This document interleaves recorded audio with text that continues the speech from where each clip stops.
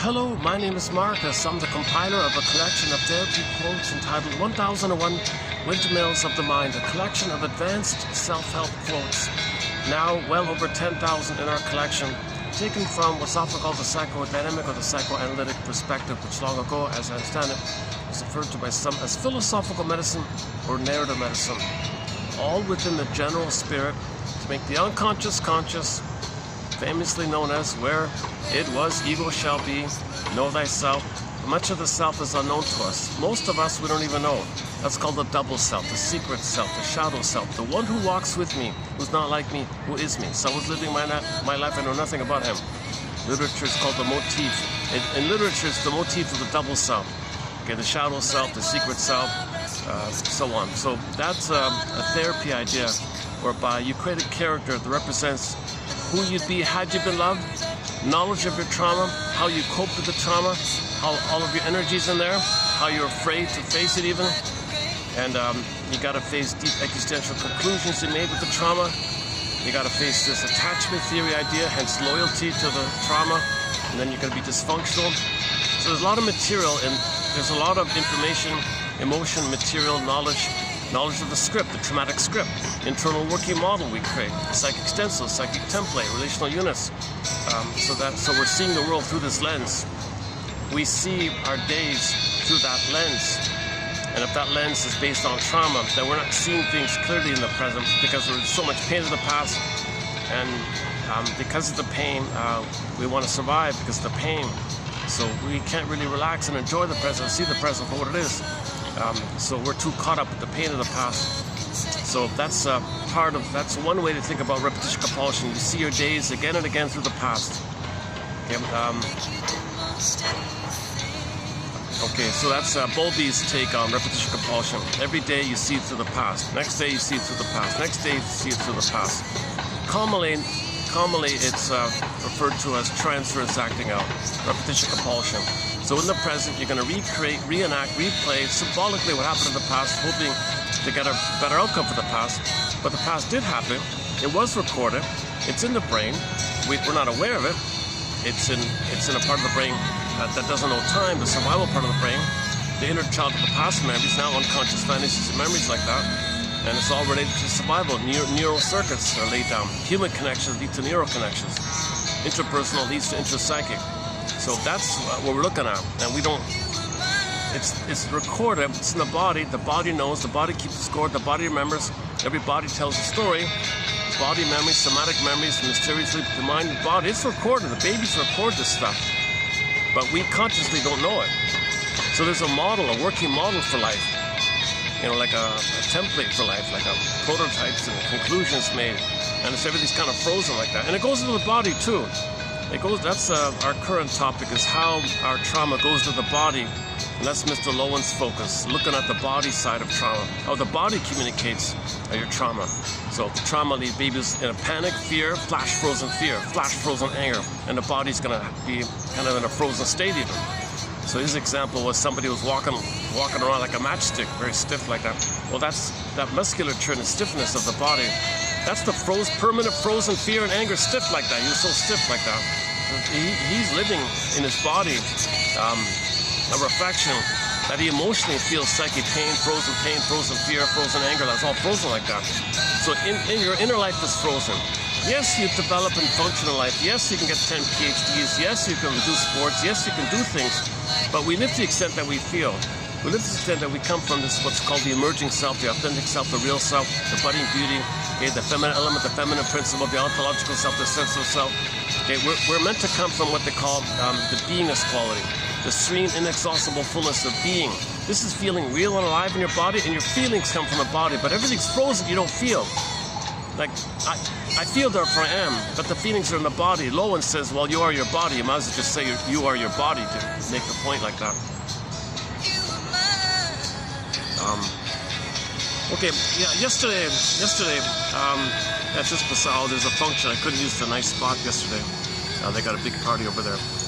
Yesterday, I discussed a little bit about the oral fixation topic, and I featured two musicians' albums, the front cover of two of their albums. one by the singer Kim Mitchell, kind of a local rock singer, pop rock singer from the Toronto area. Just a local kind of guy, but he's got an album cover talking about the oral fixation. And then a second album cover by the famous pop diva Shakira. She's got an album entitled Oral Fixation Volume 1 and 2, and I talked about the number 2 one. And the number 2 one shows you the cause of oral fixation, and the Kim Mitchell album shows you the byproduct, the result, the effects of it. So we discussed that at length yesterday, and I want to maybe pick up 1 or 2 little points I was missing. So we'll get to that in this video here. And so stay tuned. We've got some good quotes coming up. More from Lowen. So he's sort of the author we're currently covering. He wrote over a dozen books in his lifetime. Lived to be 98 or 99, something like that. His first book was back in the 50s, called The Language of the Body, and then he wrote several follow-ups. So we're currently discussing his third book, I think, called The Betrayal of the Body. The Betrayal of the Body. You see, you're afraid to feel because of the pain, because the mother betrayed the baby's body, he betrays himself. So if you betray yourself, if mother betrayed you and you betray yourself, then you're not feeling. That's the schizoid dynamic. If you shut down emotionally and things go flat, the pin goes on the collar, under the collar, flat affect, you know, and then you're not really feeling. You feel like the stuffed rabbit in the Velveteen story instead of feeling like the real rabbit, humming and real and alive. We're meant to come from this real and alive feeling in our body, humming our body like that. We're meant to feel this natural state of feeling warmly alive, at home within. It's called being at home within. When Odysseus said, I want to find my home, he meant that. He meant his inner home, his embodiment called home within. He meant that, metaphor for that. He said a long journey like that, representing the huge gap, okay, between what he needed and what he got from his mother was a huge gap, so his soul flew away very far away. So the symbolization of the feeling of being real and alive is the princess. The princess called feminine. Feminine represents the moon. The moon is of the still present quality. So they would associate the soul with the moon, and the moon is a still, calm, powerful being kind of presence. Okay, so if you're in your body, it's kind of like the moon, still powerful. So they would call it the beingness, like the moon. So in ancient times, that's the yin, and the yin-yang in the Tai Chi symbol, that's the yin part. That's the yin part. Okay, so you're meant to come from this beingness quality. You're meant to come from this ontological self, this sense of self, this yin, the beingness. So it's the beingness, the feminine element. So since they would call it the feminine, then they would symbolize as the princess. And to represent the loss of your feminine, the princess would be locked in a tower like Rapunzel, in a coma like Snow White. Sometimes the princess morphs into a bird. Remember, in the primary mentation, in that original way of thinking, there's no like normal conscious logic. There's no time either. It's timeless, thinks in flip-flop, 8 elements, thinks in images going to morph and flip and twist and up and down. It's a magic mirrors and Never Never Land. This kind of mentation like that. So the imagery, the mythologists and the fairy tales, oral tradition over thousands of years, they want to convey this phenomenon that we're not feeling real and alive. So how do we represent the exiling of our princess? The princess means the soul. So the embodiment or the feeling of ensoulment, feeling enchanted in the body, feeling at home in body like that. If they would just say the princess is a symbol for that feeling. So the princess is a symbol for the feeling of being embodied. So they say this princess is in the forest, meaning the unconscious or underworld or far away. Now to convey, sometimes there's a real severe trauma and the soul of a person is afraid to come back to us because the person may identify with the aggressor and the soul is afraid of us. Our own soul is afraid of us. First, our soul was afraid of our mother, so it flew away. We became the mother, now it's afraid of us. So now our soul has to go further and further away. So they would say the princess morphs into a bird and flies away. The princess morphs into a fox or a bear and runs away. Go I know not whither and bring back I know not what. So we gotta unblend for the mother, identify why she hurt us. That helps and the soul will come back and meet us halfway, so to speak. We have to do our work on the conscious side of it all. And then it's safe to come feel again. So it's all about feeling again. Go to yesterday's video. I played a better audio quality of Kristen Wilson's speech called Ooh My Soul, about a 10-minute speech. If you get one thing out of this video, it's to go to yesterday's video and look for that 10-minute speech by Kristen Wilson. It was done in the 80s, excellent speech.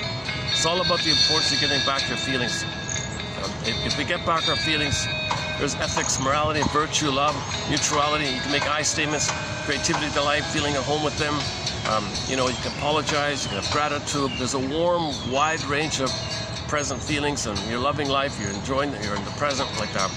Rather than seeing the present as recreations of the past that you do, because you're trying to deal with this problem in the past, this unresolved battle with the mother, this unresolved, unfinished business with the mother, and you're in too much pain. You don't want to be in the pain, so you want to get a better outcome, so recreate it with others in the present, but it's all symbolic, it's all mirage, it's all dreamlike.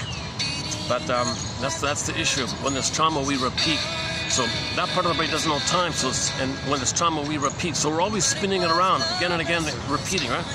So how do you repeat that failure to not get mother's love all your life? How do you repeat that failure that you didn't get mother's love? How do you repeat that she betrayed you, abandoned you, withdrew, hurt you, wasn't around you? How do you repeat that when you're not in the nursery?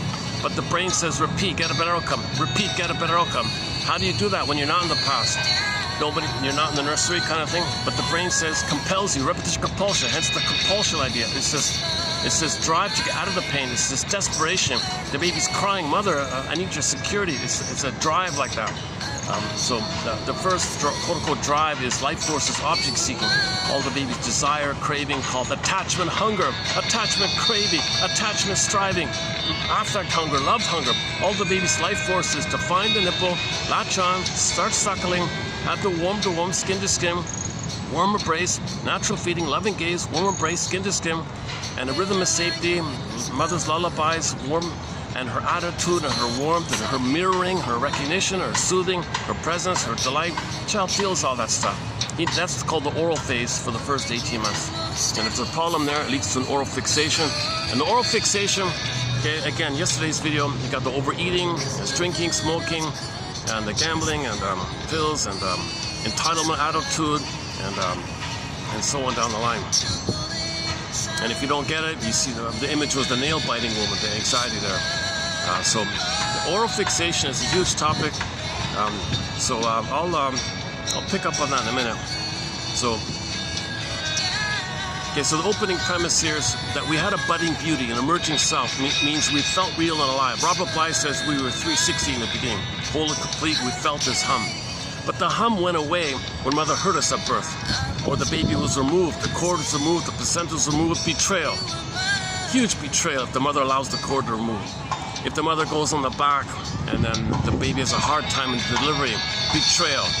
There's not enough oxygen, not enough space, hitting a tailbone, not enough oxygen, not enough blood, and then he's having a hard time. And then the doctor might have to do an emergency thing, another shock betrayal. Then they remove the baby from a scale, separate the mother. Already there's a birth trauma like that. And yesterday we discussed some of the reasons why babies are being birth traumatized. That's sort of like a broader kind of topic. Hold on a sec. I might have to pause once in a while to let these kids pass by here. They want to play in the maze here. Hold on a sec. Let's do this here. Yeah, okay, hold on a sec.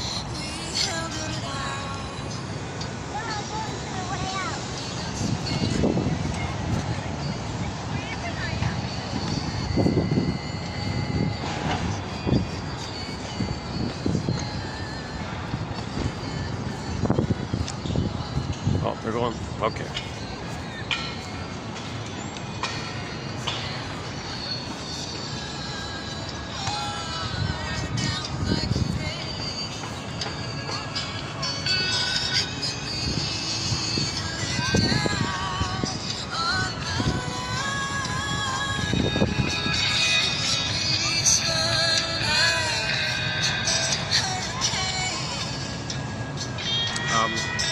Right, so back to the opening premise. So we feel flat, we don't feel real and alive. So the pin goes on the collar, flat affect. Ancient times the term was athemolexia, no feelings for your words. Whoa, schizoid. Where are your feelings? You feel flat. So you're kind of emotionally flat. You know, that's a real loss to not live in love, because you got to love from there, you got to have empathy and ethics, and you need to feel to have empathy, you need to feel to care. And then we talked about that John Donne famous quotation, any man's death diminishes me because I am involved in mankind. So you want to feel empathy like that. You can apologize because you feel badly if there's a mistake and you can articulate the things you feel badly about, so you can apologize. If there's a loss, you can admit the loss. So that I feel a loss, I felt a loss, it's sad, so you can mourn, you can sad. You can make I statements. You can share to your partner, well, it triggered me. I can brought up old memories and fears, the antecedent, share the antecedent. There's a little communication, intimacy like that. And then the mutuality called Freud, lighten each other's growth and the sharing like that. There's a whole broad area of the quote-unquote more human side of being human when we have the feeling place, the feeling self, right?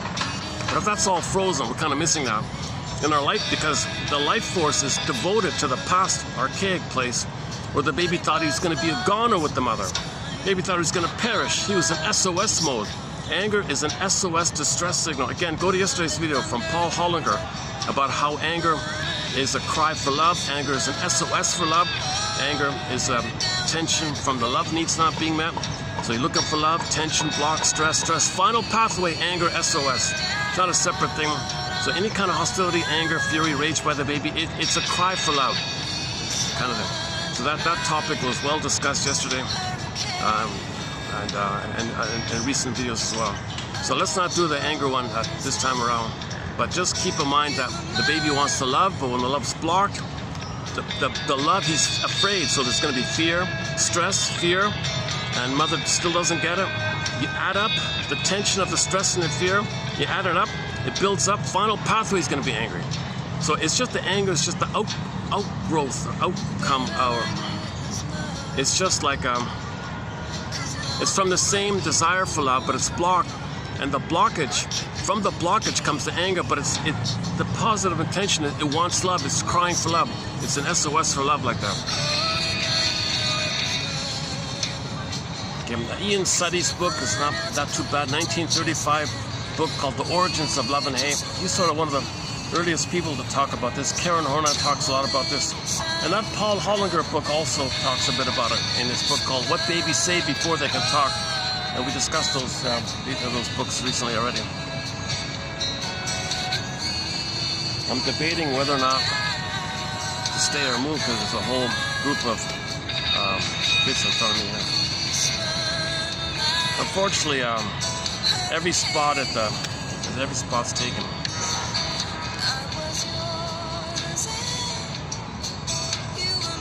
There's a management meeting over there, and the other one was, what was that?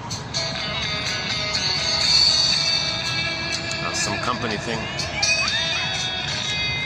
Okay, let's make used to this here, and we'll pick up in a minute here. Hold a sec.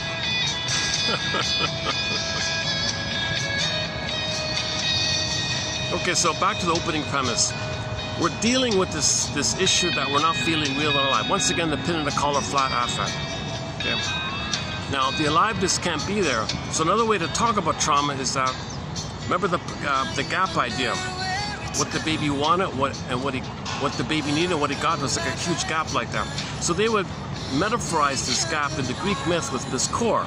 The core means heart, soul, core, like core of a person, the heart of a person, the soul of a person. They just simply call them as core.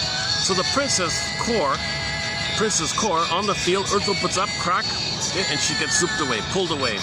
Like joy and sadness in the Disney film inside of called zooped away. The zoop tube is like the tube is kind of like the crack, and it zoops away. This core gets pulled down or flies away. It goes away into the unconscious, shadow, unknown, kind of other primary mentation, basically, unconscious. Okay, so now it's not a part of us. It's not available to us. It's not part of us. And they would use the geological metaphor of the crack on the earth, and they would call it like a fault in the earth. So one guy called it a basic fault like that. So imagine the crack on the earth. How can the princess stand there? There's a crack there. She fell down. So that means you can't feel your embodiment. Now, there's a pain by this. So the mercy is the swoon. Emily Dickinson calls the mercy of losing your soul the swoon. So now we're kind of like in a bit of a stupor, a little bit going through the motions of life, in a trance, in a swoon. Now, one guy joked, he said, I never need to drink. I'm always drunk. I'm always in a swoon. So his brain is sending him endorphins all the time from the pain. So he's a little absent-minded. So that just means you're going through the motions of life, sleepwalking through life, feeling that life is passing you by. You're just going through the motions like that. So you're not really, you're missing a lot like that. Now, in midlife, this comes to your attention. At midlife, you have this hunch that something's missing. And then you begin the audit, the midlife examination period, the midlife scrutiny period, the midlife survey, called the second journey in midlife, or the hero's journey, like that. So the hero's journey means you want to be a detective, get a lantern. Emily Dickinson, I have a lantern. I have a lantern out in search for myself. You need night vision. Okay, you need a thread. These quotes can be like a bit of a thread. You need Virgil who guides you, so these quotes have a poetic quality. So you need some kind of guide like that, because you're going into the unconscious, also known as the labyrinth. And not this little simple maze here, this children's maze. It's way more, many dimensions to the labyrinth. It's a huge, vast labyrinth. And before you get to the Minotaur, or before you get to the Medusa, you got to enter into all these mini labyrinths. So that's you got to face the someday labyrinth. Yeah, that's a 10-hour topic there, but the someday idea. You got to face the money complex labyrinth. How you're transferring your need for mother onto money. That whole area. You have the guilt complex labyrinth. You're not guilty, but we believe we are when we're traumatized. To get along with the mother, we take it upon ourselves that we're in pain, we're guilty, we're dead, we do guilt. We're not guilty. No baby's born guilty, bad sinner, nothing like that. But he believes that in an attempt to make sense, in an attempt to protect the mother, preserve the mother, have a loving mother, because he needs a loving mother. So he takes it upon himself that he's no good. That's called guilt, debt, shame, guilt. He's not that, but he believes that to have a mother, he's got to think that. So you got to face this guilt thing. So in the guilt one, we talk about the Twilight Zone episode, one of the Twilight Zone episodes about the guy's guilt nightmare, and then we talk about and a few other films and points in that area. The someday complex, I just mentioned that's a huge one. The someday complex, a lot of the oral fixation actually is in that someday complex. You gotta in your journey in the labyrinth, you gotta face either or thinking. One way the baby copes with trauma is to psychic splitting. Mother hurting me? No, she's a monster. The monster cannot be my mother. My mother's a goddess. So the mother's one human. Baby never got a chance to see that. In his imagination, it's goddess and demon now. So you got to update this. You got to correct this. You got to fix this. You got to put your mother on the couch. You got to put your mother on the couch. Understand that she had her oral fixation. So you can look at your mother's body posture. Did she walk like a matchstick or something? Was she very stiff? Or was she like a waif, like slouched over a waif or something? Or was she had a lot of hardened musculature, like a body armor? Yeah, all and so on. That's Lowen's material. So you can get a clue to your mother's schizoid or narcissistic oral fixation by the body area. You gotta put your mother in a couple. What role did she play? If your mother always played a kind of a role, like martyr or sacrificial caregiver, or gotta fix everything, or gotta be a doll, or gotta be the comedy one, or gotta be the leader. If she's kind of in role mode, not really being herself, just playing a role, okay, that's schizoid-ish area. And you can think about in her family of origin, what role did she play in the family system as part of it? Birth order can help like that. It's very, you can see with the smoking, drinking, gambling, was she a pill user? Was she very jealous, possessed? So that's all oral stuff. Oral stuff.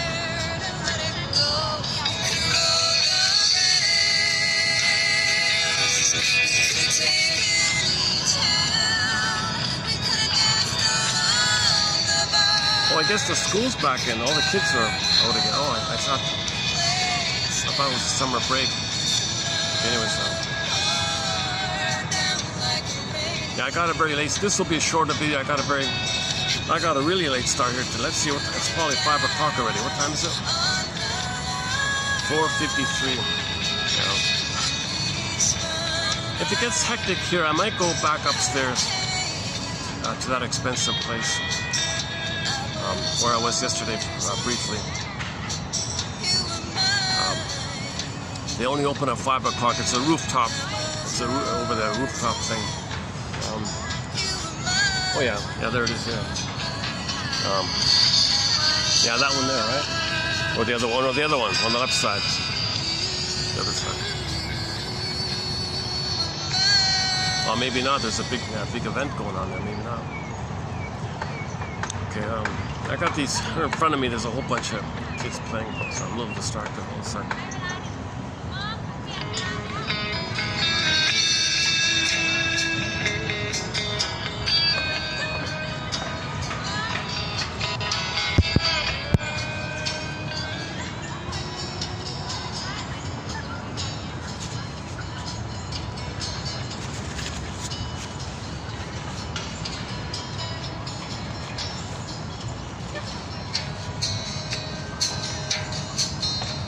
Well, I know it was love, and love can be a fleeting thing, filled with flowers in the dark. Okay, still pretty, not much of a breeze, so. Okay, let's, I have not, disclaimer times 1,000, I'm not a doctor, I have not been analyzed, I only have a BA, I'm sharing the quotes, kind of thing, keep that in mind. Robert Bly is also not a, he is also not a shrink. He says to the audience, dear audience, 30% of what you're going to hear in tonight's lecture is wrong. It's up to you to figure out which 30%. It's a similar idea. There's no magic answer here. So we're brainstorming, free-associating a little bit, discussing the quotes, trying to learn the material, trying to learn how to think like a shrink. Try to learn how shrinks think, because they make the inference that what you're doing in the present is symbolic of the past, a communication from the past, so you can know the past, know your history. If you don't know your personal history, you're going to repeat it, right? Repetition compulsion. So you got to find your personal history. This history, this personal history, is communicated to us non-verbally in our behavior, in our attitudes, in our jokes, and things like that. Okay. So back to putting our mother on the couch. If she smokes or is an emotional eater, if she's a user of some kind, if she's addictive in some kind, if she's gambling in some kind, or she's very controlling and gets angry if she doesn't get her way like that, and the body posture is a clue as well. Man, oh man, then you have a sense, oh, the symptoms. If your mother or if your parents have a symptom, psychosomatic symptom, the pain of the symptom reflects the cry that they're still feeling with their parents. So part of getting freedom, emotional freedom, if you want to emancipate yourself from mental slavery, if you want to emancipate yourself from inner tyranny, if you want that kind of freedom, emotional freedom like that, you got to get your mother's story, because that makes you feel safe to live in the present if you understand what happened, what went down kind of thing. So you got to recognize and have empathy and understanding for the parents. So part of that is getting their story. And clues to the story can be their symptoms. I'm thinking that's part of it. You can look at their symptoms. Oh my God, they were in pain, they got oral fixation. If one parent was obese, so that's right off the bat. If obesity is usually the case. We don't mean wide-shouldered people or something, just obesity, proper obesity, right?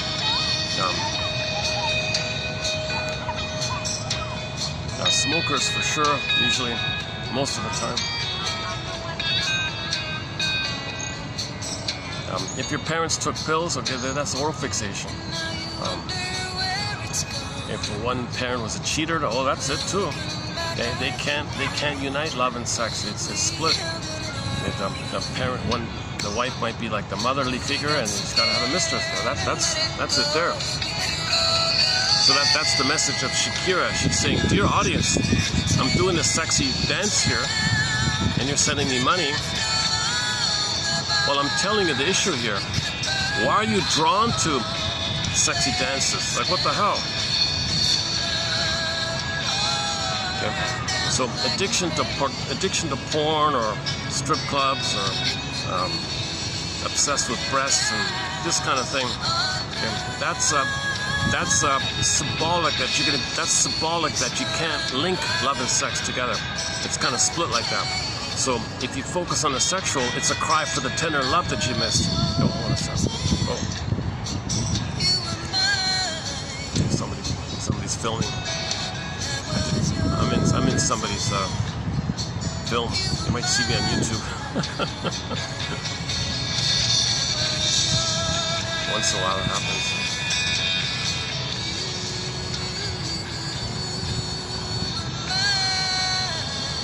Okay,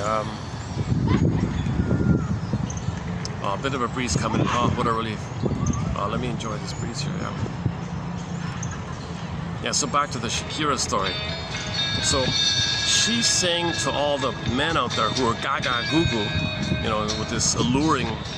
Remember, women use sex as self-defense. They want to control men with seduction as power. Because men have an imprint. Men are deeply conditioned with the attachment on the imprint with the mother. Women know this. Women have this automatic power. Women have this instinctual knowledge that men never got enough love from their mother. So all women are symbolic mother. So men are stunned already, usually. So if she could do some kind of alluring, promising kind of thing, men will be fixated like that. So that's so women use power to spellbind the men, spellbound, trance, staring, whatever. That's their power, self-defense. Okay, so women use seduction as power like that. Because women, many women are very angry at what their mother did to them. So they see all men as their mother, and in self-defense from their mother, all men are the mother. They want to be in self-defense from the mother, all men are the mother. So in self-defense of all men standing in for mother, they got to protect themselves, self-defense, allure. Boobs on stun. We have a song on our soundtrack called Phasers on Stun, a tribute to the Star Trek show, I think. So maybe she's using her memories. Stun them, spellbind. That's the protection, right? Stun them like that. Memories on stun. Okay, because men have an imprint on the mother, so women, it's gonna trigger that. Women's gonna trigger the need for a mother. So a lot of men didn't get their oral needs met, the oral time phase met, the oral theme, the oral area. It wasn't met. It's not just about milk and survival. It's not the powder stuff. It's not going to work. It's got to be skin to skin, natural feeding, nerve lines, loving gaze, warm embrace, reverie, soothing, sweetness, lullabies, holding, caress, that whole tender area. That's all missing. So the theory is if the tenderness is missing, if the affection and sweetness is missing, then later on, the sex is an allurement. Okay? But it's a promise that cannot be delivered. Okay? No pole dance or whatever, or no image on a magazine can translate to you getting your tenderness needs met with your mother. It's going to fail, and that's why you're drawn to know that it was failed. It's called a sexualization defense. So things to make you unaware of the pain of losing the love needs. The sex is involved and it's split from the love because you're afraid of the feelings of the love from what mother did. So the allurement is you're going to be disappointed. So I think she's saying on the stage, look, man, you're all staring at me. I'm a very mediocre singer at best, I think. Doesn't seem like she's a talented, really special singer. Maybe an average singer, I don't know. But her skill is to do the sexy dancing routine.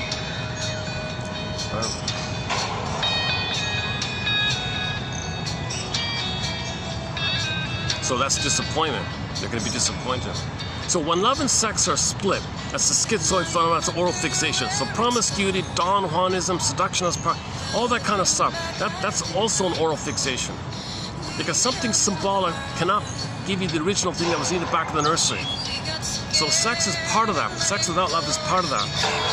Because in healthy relating, if the husband and wife have love and sex is an expression of love, then the two, in the intimacy of their bedroom, they do a tango. It's a tango, right?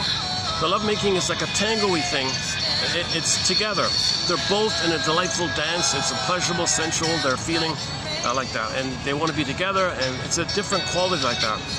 So they don't need to exhibit it or look for promises of it. They have it already. They're satisfied already, right? They're not interested in looking at strippers or whatever, things like that. But so that's what we're talking about. The sexual display is code for the missingness of the couple doing the tango, the authentic feeling tango.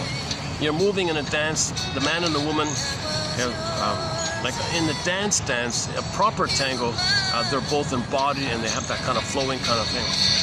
People are drawn to that kind of thing. Usually the tango dancers are very stiff like that, so you see it. Even the tango dancer is not really showing the love-sex connection properly, right? But we're drawn to it because that's what's supposed to take place. We're supposed to have love and sex together, right? It's supposed to be together. The couple, the husband and wife, have that warm intimacy together.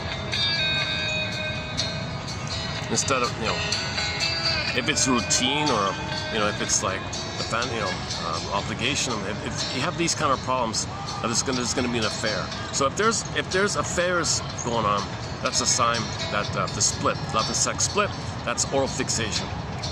If there isn't an oral fixation, it'll be together. Yeah, I gotta update this area. This is sort of a new area. I haven't really discussed this kind of area too much recently.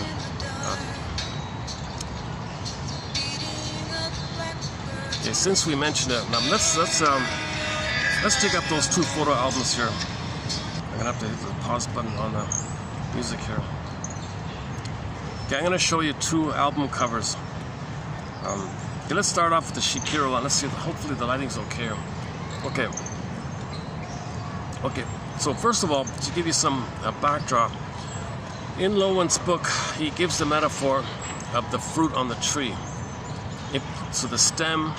So you got the fruit, stem, tree. Tree, stem, fruit. And normally, the fruit stays as long as it needs to stay, and then the fruit is sweet and nourished. It's juicy, it's natural sugars, everything's okay. It's lovely, delicious, whatever. It's ripe. So when the fruit is ripe, there's a time for that. When the time is ripe and the fruit is ripe, it'll drop off, right? And you eat it sweet and delicious. Okay, so keep that as a metaphor, like an image like that.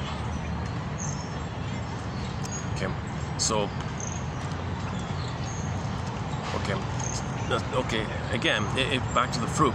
If the fruit is plucked before it's ripe, it's unripe. The unripe fruit is bitter and sour. Okay, so notice that. If the fruit stays to its ripe condition, it'll be sweet and delicious and healthy and everything's okay. If the fruit is plucked prematurely, it's bitter and sour and almost, Okay, so keep that as a metaphor in mind. Okay, so tree, stem, fruit.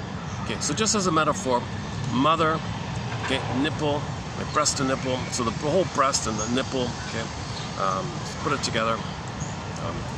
In the context here, we're gonna just focus on the nipple for a minute, but it's really the breast mother, or the nipple and the breast, or the nipple, because they're talking about the apple, that's the nipple, okay, standing in for the nipple, so it's really the breast, but the baby's nursing, in the very beginning, he's using the nipple to get to the breast, to get to the mother, so the nipple is sort of the main one. Okay, so you got the mother, nipple, and the baby. Okay, so superimpose that image: tree, stem, fruit, mother, okay, a breast, nipple, okay, and then the baby. And the baby's suckling, the baby's latched on, he's suckling, and you want the baby to have his natural feeding and nourishing, like the fruit stays on the tree, like the baby stays with the mother. The baby needs to be soothed and have the sweet time, not just with the milk, but the whole gestalt of the tenderness and the warmth. Okay? And then on its own accord, the child will develop out of that. Okay, whenever it's a little different for every child, but just ballpark, people say 18 months is the oral phase. So you don't want the baby to be traumatized in the oral phase. That's the narcissistic stage, the oral phase, oral narcissistic stage. You think king and a god, he owns the breast, he owns the apple, he owns the nipple, he owns the breast, it's his. Oh, okay, hold on a second. Let's let this keep pass by. Make sure they don't take my bag here.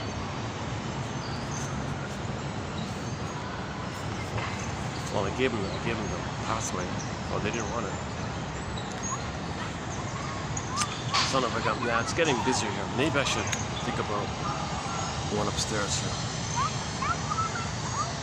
Let's see, hold on a sec. What time is it again? It's 5:30, right? 5:30? 4:30? Oh, it's 5:08. Oh, 5:08. I could. Really? What? So I can go up. Yeah, I'm thinking maybe it's better if I go up.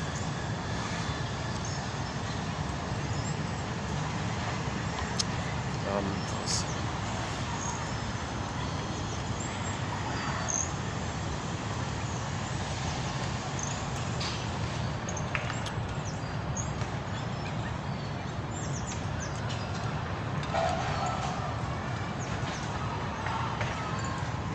That's okay, they're gone, huh? Okay.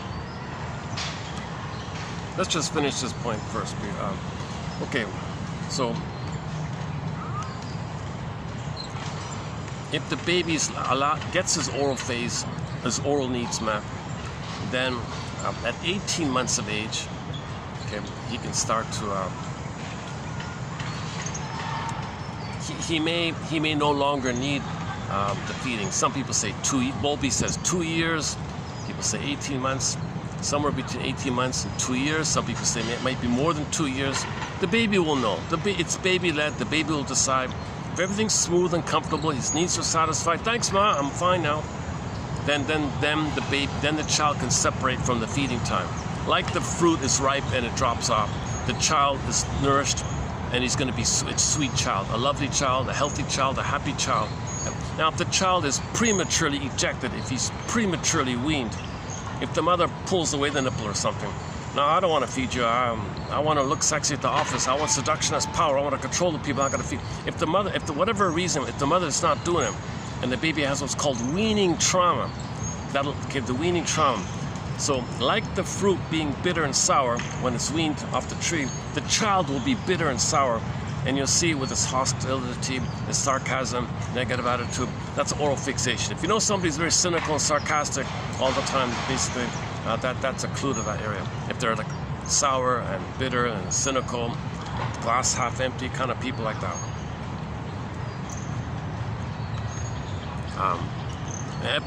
Ethics, morality, sour grapes, don't eat anyways. You know, if they have a lot of sour grapes mentality, huge entitlement complex, all about them, center stage, don't care about you.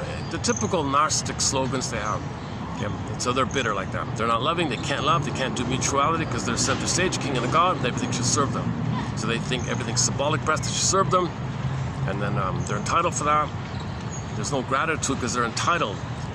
When somebody has an entitlement complex, they can't have gratitude yet because they're never. Remember, they're unripe. They're too bitter. The sweetness, the gratitude comes from the sweetness. The child who is fed, he has the sweetness of gratitude. But the various stinger personality patterns, the bully pattern, iago pattern, the various narcissistic patterns. Okay, and there's a whole bunch of narcissistic types, not just the over cookie cutter ones we know about. Then you got other types: passive aggressive narcissists, okay, waif narcissists, turtle narcissists, okay, voyeur narcissists, clinging vine narcissists, and so on down the line. So all these narcissistic types, and the Don Juans and the Donna Juanas and the Casanovas are the really bad, that's like the more like psycho. Okay, of course the antisocial and the bully and the iago, the passive aggressive bully iago, very sneaky one like that, very passive aggressive bully. And then you got the more disturbed ones, which is kind of out of my zone. I'm not a forensic. It's like the criminalic, that whole kind of area. So that's all bitter stuff, right? Sour and bitter. So they were prematurely weaned. Now, there's 2 points here. If the baby, I'll show you the Shakira painting in a minute. There's 2 points with that painting. If there's birth trauma, if the cordial placenta are removed, a lot of people think that's a birth trauma. So, if the mother is trying to feed, maybe some mothers can heal the birth trauma, establish the blissful oneness, and things are malleable. Maybe the mother can heal the birth trauma if she's attuned and she's really with the child like that. Maybe everything's okay. Some people say most mothers probably can't do that, so usually the child will be frustrated. He's more sensitive in that area, so the baby will be frustrated. Mother will complain. What are you complaining about? Mother's frustrated. If the child starts biting, mother pulls the nipple. Ouch! I'm not going to feed you if you're going to bite me. You can't bite me. Okay. No, the baby biting is the baby's SOS. He's in distress mode. He already felt abandoned at birth. You know, and you're not meeting his needs in the feeding, so he's triggered of the abandonment. So he's biting, and mother says, "Ouch! You can't handle him," so she withdraws. So the birth trauma can predispose the child or make it too sensitive for the child to be easily have the weaning trauma as well. Okay, so whether there's a preliminary antecedent that leads up to the weaning trauma or not. If there is weaning trauma, okay, birth trauma, question mark, yes or no, whatever. If there's weaning trauma after the birth, okay, it doesn't. Okay, that's what we're talking about. So when the mother doesn't breastfeed, not just feeding, not just milk, okay, it's the whole gestalt, it's the whole warmth, rhythm of safety, and so on. Okay. Then the child, he's going to be distressed. He's going to yearn. He's going to crave for it. Mother, I need it. Don't abandon me. Don't leave me. He'll be distressed. He thinks be abandoned. Fear. He feels, maybe Holliger thinks the baby can feel shame. You're rejecting me. He feels shame now. Stress adds to the shame. So you got shame, stress, distress. Now he's the loss and the stress leads to the crying, and the final pathway is called SOS. The baby's gonna show his anger. Now the anger builds up, and he thinks he's gonna lose the breast, so he wants to control the breast. Now he's destructive in that effort to control the breast. He's got to bite the breast to control it. Now he wants to be controlling. So the mother says, ouch, I'm not going to feed you if you do that. So what a mess already, right? So this singer Shakira was saying, ladies and gentlemen, you're all gaga goo-goo for my sexy dance here. That's oral fixation, people. At least, yeah, so let's go back to the photo. Okay, I'm not going to spend too much time on it. Yesterday I spent like over an hour on it. Okay, so here we go. Okay, let's, is it showing up here?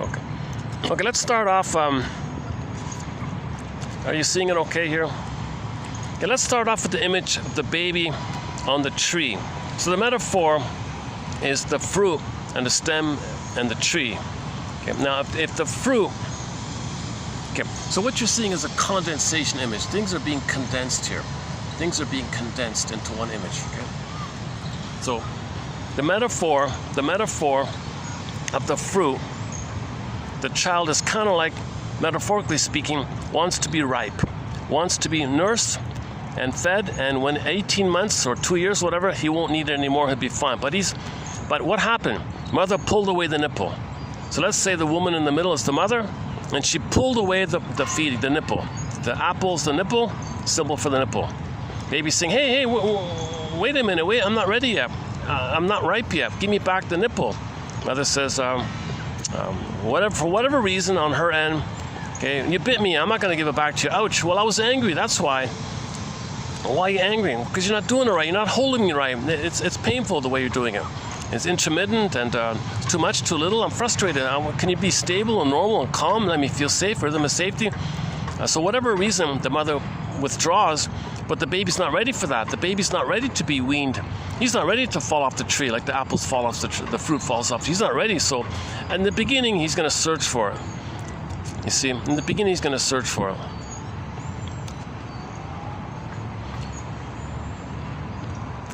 Okay, so the mother is bitter herself. The mother is very bitter for doing this. Okay, the mother might be saying, that's what happened to me. See, my baby, that's what happened to me. I was in that situation. I'm angry that I was in that situation. I'm telling the world, I'm telling everybody that that's what happened to me. I'm the aggressor. Mother did that to me, I did that to my baby. Baby, you play me, I play my mother. Mother weaned me, I'm gonna wean you. You were searching, I was searching. So you're gonna search the way I was searching. You were deprived, I was deprived. I deprived you the way I was deprived. Hurt people. So she's trying to communicate that what that child's doing, that's what happened to her. And she's angry, and she's showing it and repeating it. Repetition, compulsion, intergenerational trauma. Now again, the issue about the severing of the cord, I discussed, notice the thin two branches twisting upwardly around the tree. Okay, so let's, and in the umbilical cord there are 3 veins. One straight down, two that spiral. I see the 2 that spiral, but I don't see the middle straight one. It kind of implies that the cord is severed. So that implies the cord was severed, and that made it difficult for the mother to be attuned. She couldn't be attuned because of the birth trauma, too much pain. The baby expected perfection. She couldn't provide the perfection. So she missed it. Baby was angry, so she pulled away. But what do you expect from me? I don't know how to do this. So she's angry, she's confused. The baby's, but anyways, let's go to the baby for a minute here. So what's going to happen to baby? At first, he's yearning, constant searching. It's all his focus, all of his attention. Give me back the nipple. I can't be weaned too early here. Give me back the breast. Give me back the memory. Give me back the boob. Give me back the okay, and so on. So that's his life force. All of his life force, all of his craving, all of his motivation, all of his desire, all of his focus is to get back the nipple. Mother, give it back to me, will you? Mother, whatever reasons, no, I was prematurely weaned. I'm bitter. It's going to happen to you. No, don't do that to me. Just because it happened to you doesn't mean you should do it to me. Well, how do I know what happened to me if I don't do it to you? If I do it to you, maybe I'll know what happened to me. Stop this. Don't do this intergenerational trauma. Just forgive your mother for it. Get feelings about it. Then have with feelings and ethics. You'll nurse me. You don't got to take this talionic revenge like this. You don't got to take it on me just because it happened to you. Why don't you heal this kind of thing? Okay, so whatever. So it starts off like this. Now later on, the baby's going to start crying. He's going to be angry. He's going to be, maybe he's biting, maybe he's kicking or flailing. He's going to be distressed. He's controlling. It's not going to work. Mother punishing. You can't be angry. Now in the baby's brain, he's going to be flooded with cortisol, stress hormones. He may end up with body armor, musculature armor, PTSD. Baby's going to get PTSD by this. Now he'll have coping strategies. The baby's soul, his embodiment will fly away. He'll feel flat within the schizoid dynamic. He's going to survive. He's not going to be a goner physically, but he'll be a goner emotionally, so to speak. And he's got to now he's not a goner. He's just frozen. His emotionality will be frozen if the mother does this. This is called weaning trauma. So what you're seeing here is weaning trauma. Now, weaning trauma, what you see here, this image called weaning trauma, is going to lead to oral fixation. Okay, the name of the album, where is it? It's showing up here, Oral Fixation, Volume 2, Oral Fixation. Okay, so what you're seeing here is the cause of oral fixation. She's showing you this is what causes oral fixation, people. People, ladies and gentlemen, my billion fans out there, can I please educate you? This is what causes oral fixation. If this happens, that's why there'll be greed and envy and pill taking and promiscuity and overeating and over-smoking and addiction to smoking and addiction to drinking and alcoholism and pill taking. That's because of this, people. Wake up, people. This is what leads to oral fixation. I'm going to name my album Oral Fixation. I have no song called Oral Fixation. I'm just going to go with the picture. That's good enough. That should be good enough. A picture's worth 1,000 words here. Come on, people. I have a huge following. Let me do it. Let me put it to some use here. Yes, in the Wikipedia they're going to say it's something else. But no, forget about it. Look at the picture. Forget about what people write about it. Don't read it. Don't read what they say about this. Look at the picture. Look at the picture. Baby's reaching for the nipple. Come on.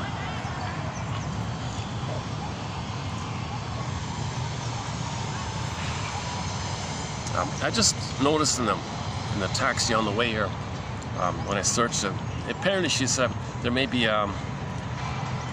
she said a comment that's kind of a little bit in that area.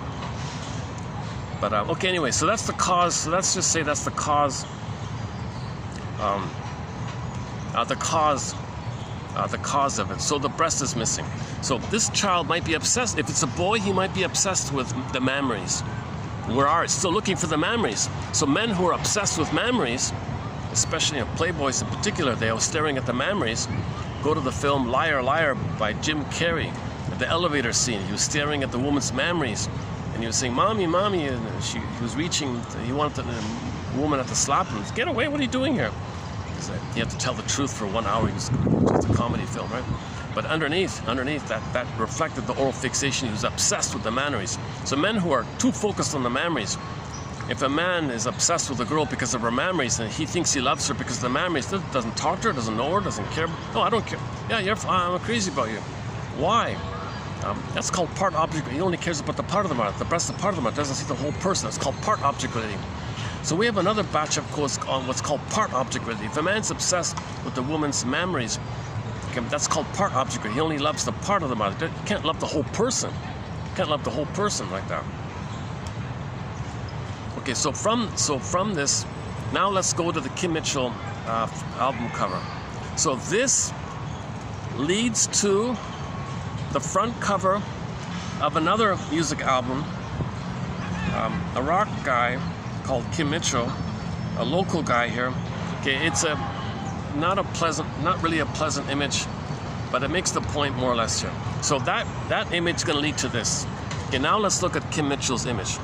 Okay, so first off the bat are the mammaries. Okay, so right off the bat, you're going to see the mammaries there. Okay, Okay, so part of the oral fixation is the fascination and obsession with memories, men staring at women's memories. Okay, that's part of it. Okay. So all the pornography and promiscuity and affairs and love without sex, that's all, that represents all that. Sex without love represents oral fixation. Okay, yep. Okay. That's point one. Point number two, what I missed yesterday was, notice how the memories are sort of above, and the three characters there, the hamburger guy, the nail-biting woman, and the booze girl, the boozer, the alcoholic, and the nail-biting, which might as well be the cigarette one. These three characters are kind of underneath. They're basically below it, right? Wow, okay, the photo's not perfect, but let's just ballpark it by saying it's sort of above. It's sort of up, right? So when the baby's nursing, the boobs are up and the baby's below. So these three are basically below. Okay, that's a reflection. There's a trauma there. Now, they're out of the nursery, but they're searching for it, but they can't get it. Okay, so they search for symbolic, something to stand in for it, something to function as a fantasy that you have it. So you look for symbols via associations. Okay, the food, babies unconsciously associate food with mother, because okay, so they look for food, thinking it's mother. So now there's Tantalus. So these three have Tantalus. Okay, so back up a second. In the Tantalus story, when the guy reached up for the fruit, the wind blew it away. Tantalized, always tantalized, never satisfied. Okay. So think about these three characters. Okay. If they reach up, they can't. So they look for the symbol as tantalized. So the food, smoking, and drinking are the Tantalus, the promise is going to fail, not satisfied. Yes, they get the food. Yes, they buy the cigarette. Yes, they buy the drink, but they're not satisfied. Okay. So it means you reach for the symbol of mother, you're not satisfied. Never satisfied. Reach, not satisfied. Reach, not satisfied. Symbols are not real. Symbols represent, it's code for how your real needs are not met. So these three people have an oral fixation. Okay? So this, okay, and they're doing it again and again as Sisyphus. So in this image, we could have a Sisyphus character. In this image, we could have like a Tantalus image in there. We could have like a, I think the nail-biting one represents the anxiety when you're not getting it. So we could have a separate one of a smoking one. That could be in there. And keep the anxiety nail-biting one. But the nail-biting, you know, the finger, okay, it reminds you something in your mouth, so it might remind you of the pacifier and the baby at the thumb suck. That's trauma if the baby's thumb sucking, right? Because the baby's looking for the nipple. Where's the nipple? Where's the nipple? Baby turns to his thumb. Oh, betrayal. Huge betrayal. That fixation. Children who do a lot of thumb sucking and a lot of pacifiers, okay, that's going to lead to oral fixation. Right. So yesterday,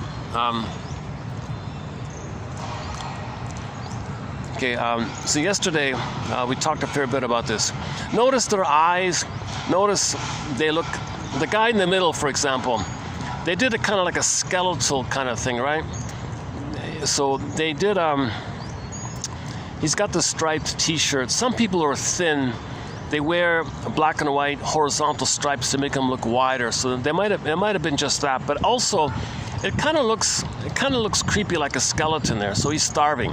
So the guy eating the wolf burger, the gulping down this quadruple burger, whatever it is, he's starving. He's addicted. He's desperate. He's pale. So he's kind of like dead inside, emotionally dead inside, but he's desperate because of what happened. Okay, so he's like possessed by the ghost. No, hang on. I think it represents addiction. See, they're all kind of addicted. You see, maybe they were going through withdrawal symptoms. They couldn't handle, so they got it. So you're kind of seeing maybe they were trying to withdraw from it. Now they got their fix, so they're addicted. So they look panicked, they look really sickly, they look bug-eyed, they're desperate. Okay, so that's what we feel when the breasts were not available. So the tantalization of the breasts above, but no one can go there anymore. We're not in the nursery. So you look for symbols of it. You're tantalized. Okay, again, the wind blows it away. You're disappointed. So this is gonna, now it's repetition compulsion. The symbol, the food, the cookies, etc. doesn't work. So you do it again. The pain's still there, repeat. Pain's still there, repeat. Oral fixation. You're fixated at this time where you didn't get nursed properly and during that time. So what led to this dependency on food like that, overeating like that, using food to regulate your emotions? So you're always feeling lonely and abandoned, no one soothed you, no one comforted you, you're alone. So you use food as symbol for mother, doesn't work. Yes, the trickery of the brain chemistry. If you eat food, the mammalian part of the brain thinks, oh, food, safe from the food, so you get serotonin. So you get a blip of safety from the food. It's just a momentary thing. Alman and Paul think that these kind of things like smoking and food and drink and all that, they function as a symbol of the breast. They call that an ersatz self-object. To trigger memories of when there was oneness, even if it was just in the uterus. So they're doing this, Alman and Paul think they're doing these things to get the fantasies of when they were safe with the mother, and when they get those memories of when they were safe with the mother, okay, that's a blissful feeling, a safe feeling. They get the serotonin, oxytocin, they feel good. So they're after the chemistry, following the fantasy. How do you get the fantasy? You gotta have something to trigger the fantasies. So the food, cookies, and so on triggers the fantasies. So they call it an ATM, addictive trigger mechanism, using the ersatz self-object. Okay, this imaginary breast, they know it's not a breast, but they need something to trigger the fantasies of when they were one with the mother. Okay, that point's explained in their excellent book called Narcissus in Wonderland by Alman and Paul. And I went through it a few times already. Okay, so this oral fixation, yeah, I wanted to add, I missed that point yesterday, that the boobs are above and the others are kind of below. That's the child and the mother like that. So, okay, so the oral fixation could be a fascination with boobs, right? Or the memories. Okay, it doesn't work, disappointed, but like that baby, back to the Shakir one, he's searching. So if that baby, let's assume it's a boy here. Okay, let's assume it's a boy. That boy reaching, he may grow up always staring at boobs, like he's staring at the apple. He's going to stare at boobs. He's flash frozen. That baby's transfixed, spellbound with the boob, with the nipple. Okay, so he may be a boob stare. He may always watch women's boobs. So he'll go to the magazines and the pornography, and he's always staring at the boobs all the time because he's flash frozen. That's when the trauma, you freeze. So that baby might be frozen. You know, so maybe, you know, the photographs show you like a moment in time. So in that frozen moment in time, he might be obsessed with boobs. Again, the apple means, in the context that we're talking about here, the nipple, it's the nipple. Yeah. Okay, now forget about all the nonsense on the Wikipedia. That's just to distract you or something. But her comment kind of bridged it a little bit. Oh yeah, women might be obsessed with food. That's why they want to deal with the knowledge. Forget about this Eve stuff. Forget about that. It's not about that. This image makes it clear she's not doing that. But she might have to be polite, don't want to offend people, wants her audience, doesn't want to upset people. That's why Kim Mitchell named his album Oral Fixations by spelling it A-U-R-A-L. A-U-R-A-L. Okay, so he gives them a little out like that. When people bug him, when people harass him. Oral fixation. Are you criticizing the mother? Are you blaming the mother? Oh no, oral, audio. I'm addicted to music. Oh, okay. But the picture is not. This is not about being addicted to music. It's not, but he gives them a little out like that. So Shakira got the out with the whole Eve's nonsense, the Eve story, and he gets the out with the spelling trick like that. But the image, the pictures say the story like that. Yeah, so I was thinking, yeah, we could have Sisyphus there, the Tantalus there. See, they were below, like the child reaches up and is pulled away. In the Greek myth, the Tantalus, right? He's immobilized, he's limited in his movement, he's a child. And he reaches up to the nipple, it pulls away. So that's the Tantalus, yeah. So back to the Shakira one, that's the Tantalus one. So this mother is tantalizing. Oh, Jesus Christ. 1 second.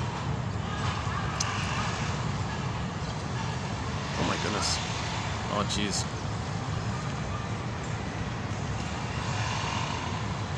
Listen.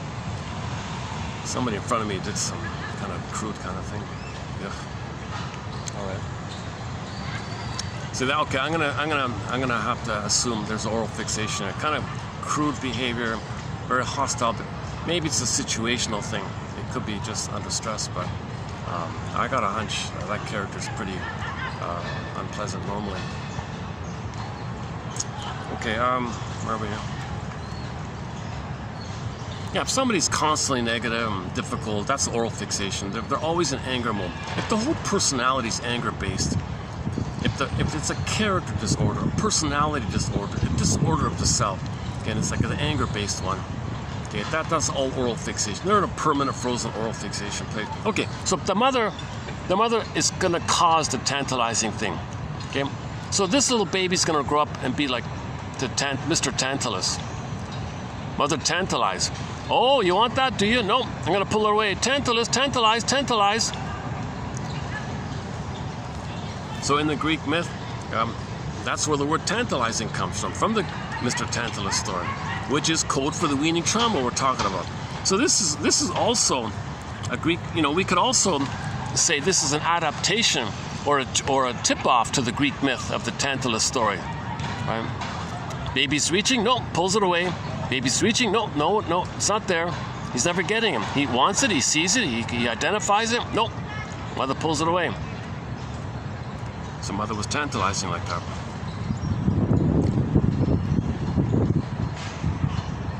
So the mother's saying, well, I was tantalized, it was pulled away. Identification with aggressor. I don't want to feel that pain. I'll become like that to manage it. Repetition compulsion. How do I know that's what happened to me? Well, I'll have a baby and do it to them.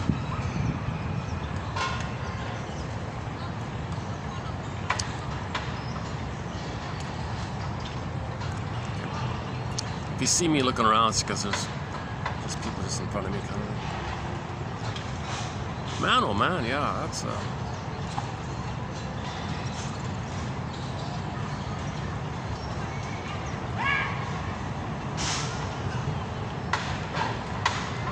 everything's love or a cry for love. I was thinking a little bit as a follow-up. In yesterday's video, I was talking about Kim Mitchell, the singer, and he was a bit of a stick man himself, right? He seems kind of stiff, and he's on stage and all that, but he's really rigid kind of thing.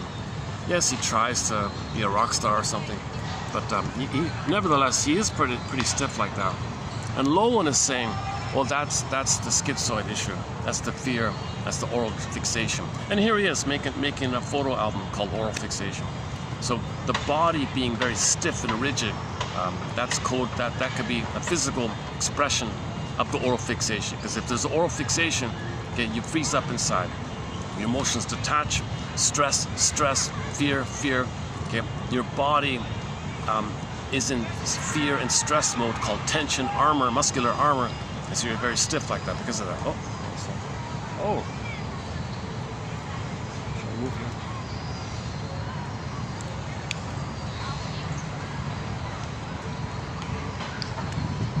It's okay. See, usually I move when there's kids that might want to use the maze here.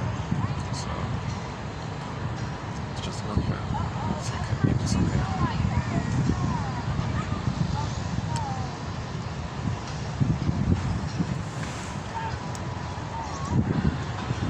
I see another kid come out. Okay, let's take it upstairs. Let's see. Yeah, they're open, right? It's already past 5. Okay, give me a minute to move it upstairs here also.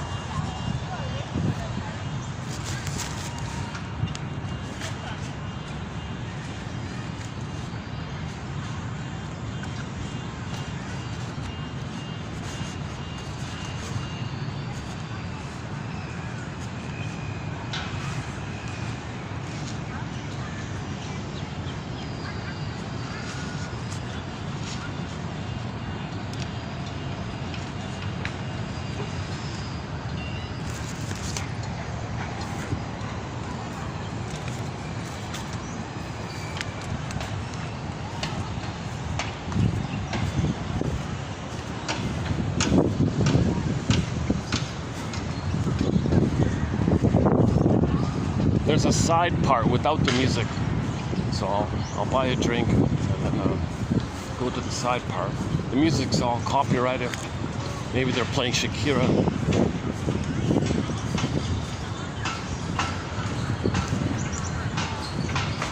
I never would have known about her if it weren't for that album title. Never heard of her. Originally from Colombia. But she's up there. She's one of the top divas, right? Fill a stadium. And the women watching her are probably thinking, yeah, I love how she can control the men with her sexy dance. I want to do that. So women vicariously fantasize that they can be like her and do that and have that power. So Shakira has a lot of power, and a lot of women would like to have that kind of power. Hi.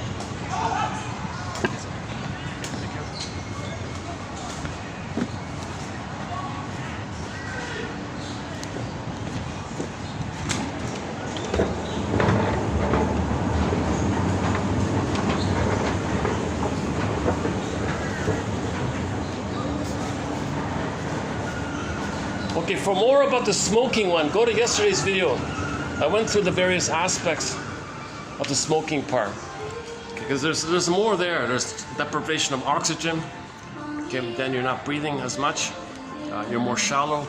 That represses the feelings. Because when you breathe more deeply, you're more in your body, you might release more feelings you don't want to feel. So you constrict your breathing. So smoking can do that.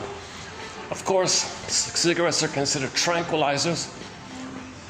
So the chemistry numbs the pain somehow, nicotine, tar. Plus, they function as a trigger mechanism to give you the old fantasies, and you get the good feeling from there. Plus, it's nostalgia. You're back at the pacifier. You're back at the thumb sucking, which is the trauma that the nipple wasn't there. So it's a huge irony that the slogan for cigarettes was torches of freedom. It's torches of enslavement. That slogan of cigarettes being torches of freedom, it's the opposite. Oh, this little gift shop, my goodness. Can I show you this little? Oh no, she's there. This gift shop has a nice... Hi, me again. Okay, forget it. One sec.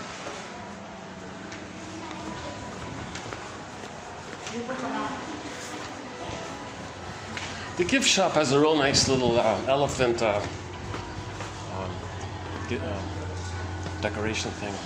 Oh, next one.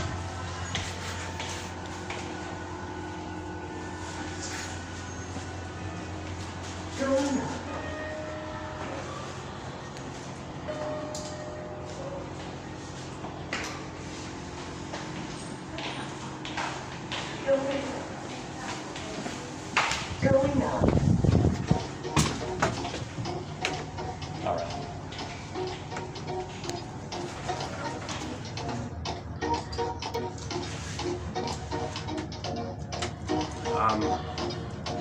Okay, the whole drinking one.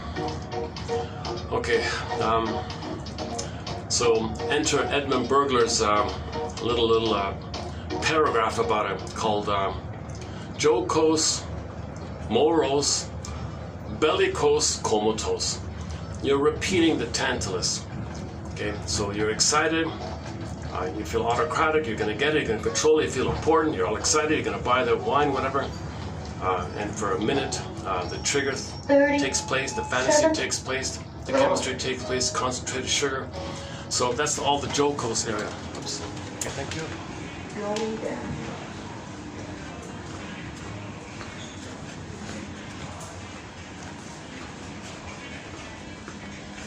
Oh, that's all booked, eh? Okay.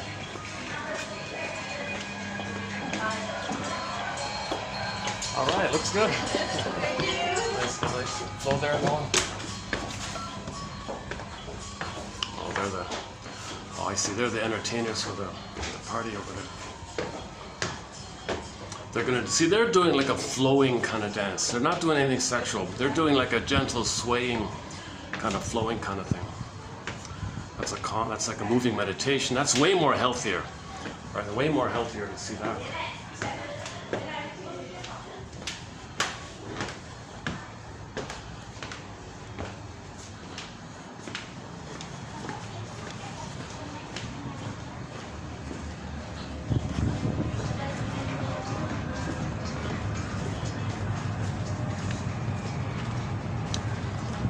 Let me buy the drink and I'll come back here for a bit.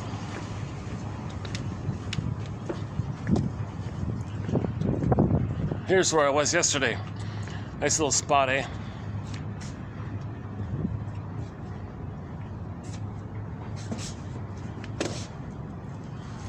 Okay, let's put on a song then.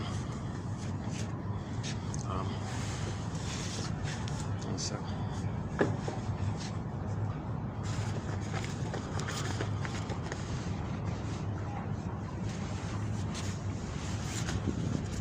Why don't we just play the Kim Mitchell song in tribute to Kim Mitchell? The Shakira music's obviously copyrighted. I'm pretty sure it's copyrighted. I'm not a fan of the music at all, but he's got two likable songs, Kim Mitchell. The Patio Lanterns is sort of his main hit, and the other one I played was Easy to Tame. Actually, that singer Kim Mitchell, I sort of know him a little bit because he used to be the lead singer of a band that a lot of people know called Max Webster, and they had a couple of hits as Max Webster, right? And then he went as soloist. And as a soloist, he has those two main hits, Patio Lanterns and Easy to Tame. The Patio Lanterns is sort of like a summer classic kind of song. I played it once before. Okay, let me play this Easy to Tame. Oh, he's gonna. Yeah, I'll be there in a minute. Hold on a second. The waiter's saying, "What are you doing here? You gonna buy a drink or not?" Give me a second. Hang on a second. Sometimes you arrive and like just jump on you. Oh my God! Can you wait a second? Give me a second. Okay, so I'll see you in about 3 minutes here. Kim Mitchell, Easy to Tame.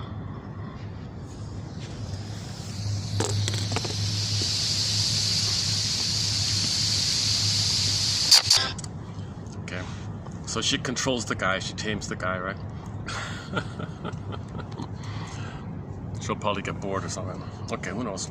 Okay, never mind that. So just a little surprise, and let's a little bit. I was in the last video. I was saying let's send a little gratitude to Kim Mitchell, that guy there, the singer there, and to Shakira for putting that out there.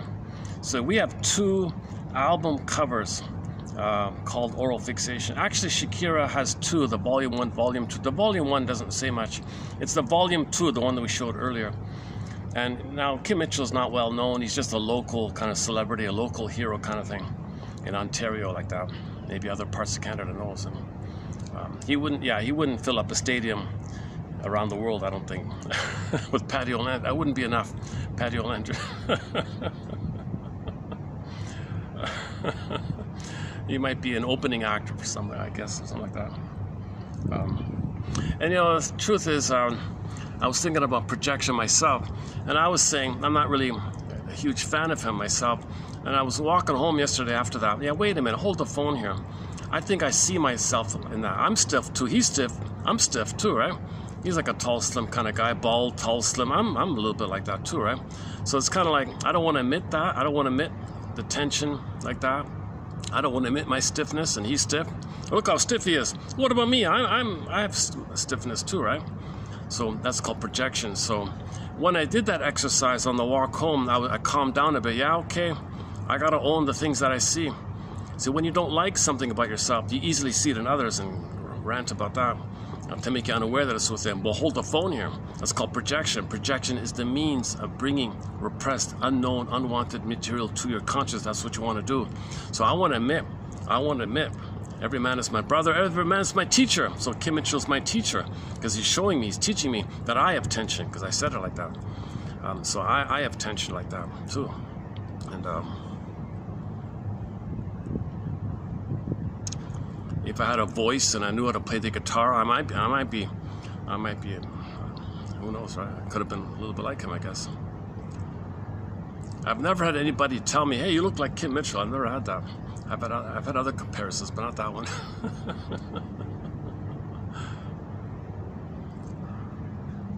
He's got the deep, low voice. I don't have that deep, low voice.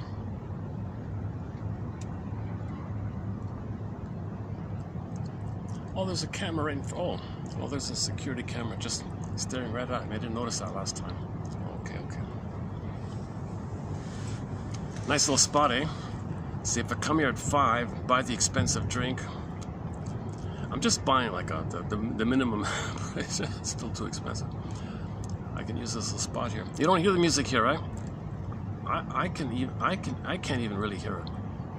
But over on that side, it's all copyrighted. It's usually like that. Okay, today's quotes. So let's run through today's quotes.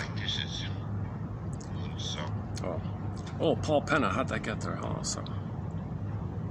Okay, before we run through today's quotes, I want to do a preview of 3109. So let's do the preview one here.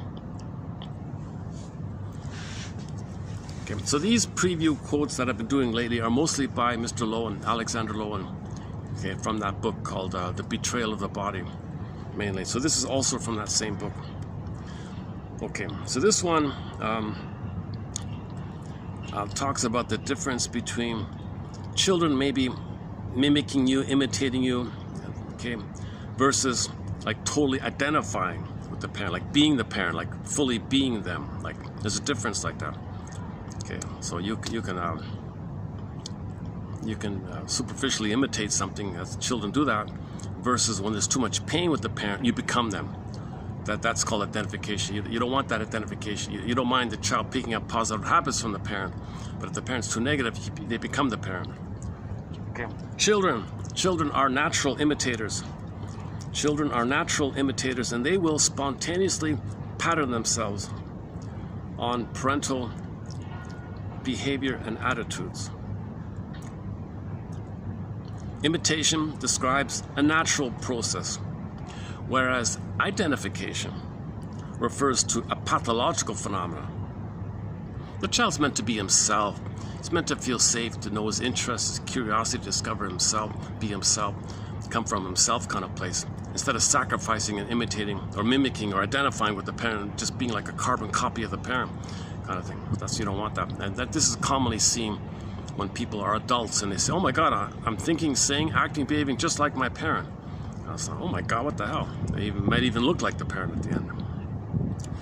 So you don't want too much identification. When the more pain there is, the more identification there is. The more safety there is, the child might just by imitating or mimicking, they might learn so they can be for themselves like that. The child who imitates broadens himself. He broadens his personality by learning through imitating or copying like that. But the child who identifies narrows his personality by restricting his possible responses. Because he's only going to act like the parent. He's very restricted. Parent did this, parent did that, very restricted. But when you are yourself, you have a broader range like that. Identification is an unconscious process. Wilhelm Reich, Lowen's mentor is a guy named Reich, controversial character.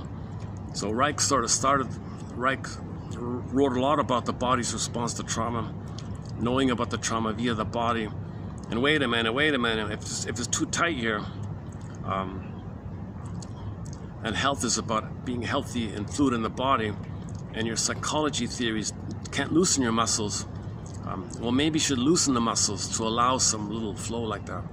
So if you loosen some muscles, it might allow some feelings and memories to come up. But you gotta be aware that when you loosen muscles, there might be some feelings that come up like that. He made the point that the major identification is always with the parent that was the most painful, usually the mother. Right?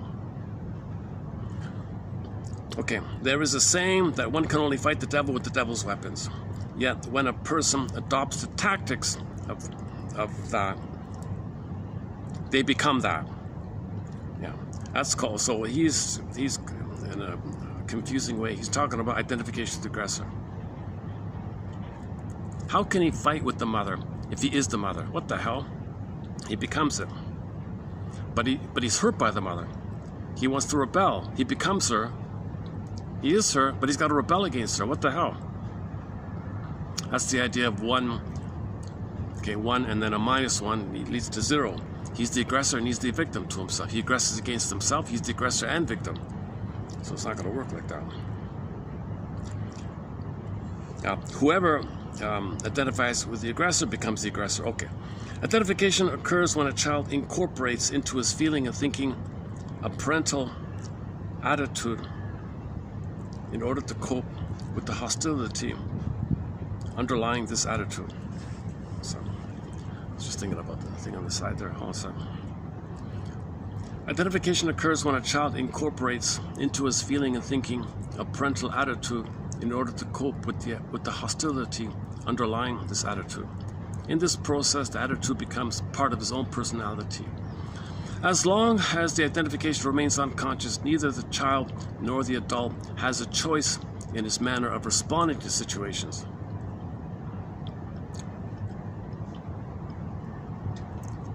So if the mother rejects the boy, he grows up and has, let's say, a son. He'll reject the son. Bias complex. If the girl's rejected and she rejects, she has the Jocasta complex. So this is to the extent of his identifications, he is his mother or his father or often both, and he behaves as they would. That's what you don't want. You don't want this kind of stuff. You want the child to have the freedom to be himself. You want the child to have the freedom to be himself. If he does cross over and becomes the parent, now he's the ties that bind. Hence, play the Bob Marley song, "Emancipate yourself from mental slavery." Actually, the last quote here is about that. Hang on, let's jump here. Desmond says, from a psychological point of view, the first form of money is mother's milk. The emotional relationship. So back to the topic earlier, of course greed is an oral fixation. Of course greed, material, matter, money, okay, that's a symbol of mother. So money can buy stuff, money can buy things. So money is the symbol of mother, basically. Money, okay. The emotional relationship of infant to mother is that of, okay, so it's meant to be cooperative, right? Mother and baby, it's meant to be cooperative. One person says, quote, the first act of a newborn child, okay, take the nursing, is cooperative. The baby nursing, well, there's a cooperation there, right? Mother nurses, baby's being nursed. There's a pleasant back and forth, pleasant exchange. And it's pleasant for the mother. Mother has Freude. Mother has pleasure and delight in the child's happiness and growth and development. She has pleasure in this. So there's like two people are feeling pleasure. The child doesn't just simply take from the mother, but the child smiles and and shows that he's happy. So it's considered a kind of exchange like that. And one theory about this, if there's a problem with that exchange, okay, then you transfer that problem with the exchange onto money. You see, and the money's going to reflect this kind of disturbed exchange area. So when there's exchanges in the money world, that can be a reflection of the improper exchanges that took place. That's a little unclear for me, but okay. Next one here. Back to Lowen. If the client, here's the one about the roles. If the client plays the role of a good, obedient child, he will try to impress the therapist with his sincerity, his effort. If his role is that of a macho man or a success hunter, he will try to take over the therapy to show his power and command, whatever. Should these kind of roles continue, therapy is going to fail. Role playing is the main psychological resistance to the therapeutic undertaking. Emotional problems, emotional warping, emotional dyslexia, etc. arises when image replaces reality. Okay, back to the image idea. So the role is going to be kind of an image. Okay, now the image is there. Oh, hold on a second. Got some people just in front of me here. Hopefully they'll just pass by.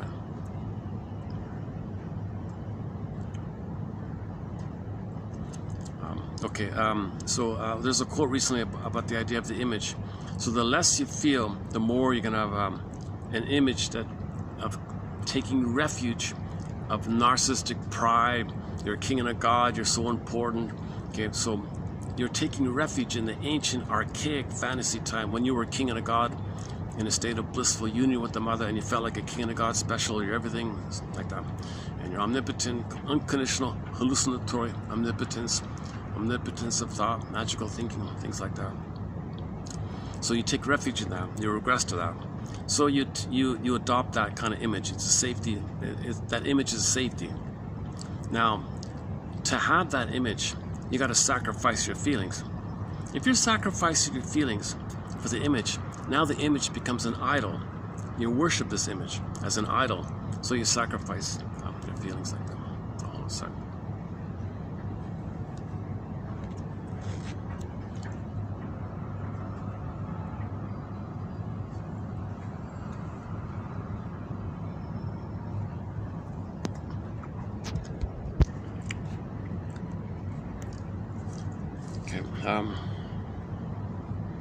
Okay, so if somebody's playing a role, like an image, they're the best this, they're the best that, whatever, narcissistic role, narcissistic pride, neurotic pride, this is the idol. You got to sacrifice your feelings to placate the image. To have the image, you got to keep down your feelings to have the image. So you're stuck in that kind of frozen setup. So now you're playing a role based on an image, and the role, whatever role that is, there's an underlying narcissistic status there, and when you fulfill it, you have a defensive need for it, symbolic need for it, neurotic need for it, all that kind of. Okay, next one here. In hypnosis, the subject surrenders his ego to the hypnotist, who then takes command of the subject's body. Okay, so this long ago, hypnosis was popular. Okay. It is well known that there are people who go into a hypnotic trance at the slightest suggestion. I have seen persons in an audience go into a trance state while merely listening to the hypnotist discuss the technique. Your eyes are getting sleepy. Your eyelids are getting heavier. You click, watch the clock. So the hypnotist they want you to think they're the parent. The child, they want to recreate a baby parent thing. The baby wants to please the mother, so the hypnotist wants you to please him. So the hypnotist says, oh, you want to please me? We'll do this. Okay. When I snap my fingers, whenever you hear a certain word, quack like a chicken, or make a chicken sound or something. A rooster sound, make a rooster sound. Because they want to please the parent, right? So some people thought, well, you're going to be healthy now, okay? So to please the parent, you're going to be healthy. It doesn't work. You got to be conscious of what's going on. Because after that, when your ego comes back, what happened? Just go back to where you were. That's the point of the film, the piano in the house. Is that what it's called? Go to the Twilight Zone, season 3. A piano in the house, a piano in the room, something piano. The word piano is in the title of the episode. It was all about this phenomenon. But let's go back to the core here. Okay. On the other hand, an individual with a strong ego is resistant to the hypnotic attempt. I'm not going to be a child. I'm not going to trust you. Don't tell me what to do. Don't use the power of suggestion where you play my mother and I play the baby. Don't try to put me in that kind of place. So if you're more conscious, you're not going to fall for it kind of. The degree of suggestibility is directly proportionate to the weakness or strength of your ego. So children have a weak ego, obviously. So the mother says, do this. Oh, mother says, you're bad. Oh, I'm bad. Hypnosis. Post-hypnotic trance. So he's always in a suspended trance state where he's always no good. Mothers are hypnotists. Mothers hypnotize the children, and they're frozen in a hypnotic place like that. So you got to dehypnotize. Some people call it therapy dehypnosis. Dehypnosis, deconditioning. Emancipate yourself. So if an adult, okay, that's this idea. So from on this point, read the book Trances People Live, and the sequel is very good, called The Dark Side of the Inner Child by Mr. Walensky. Stephen, right? Stevenson. That sequel is pretty good. The first one's a little famous, but that follow-up book called The Dark Side of the Inner Child, it's about this whole kind of area.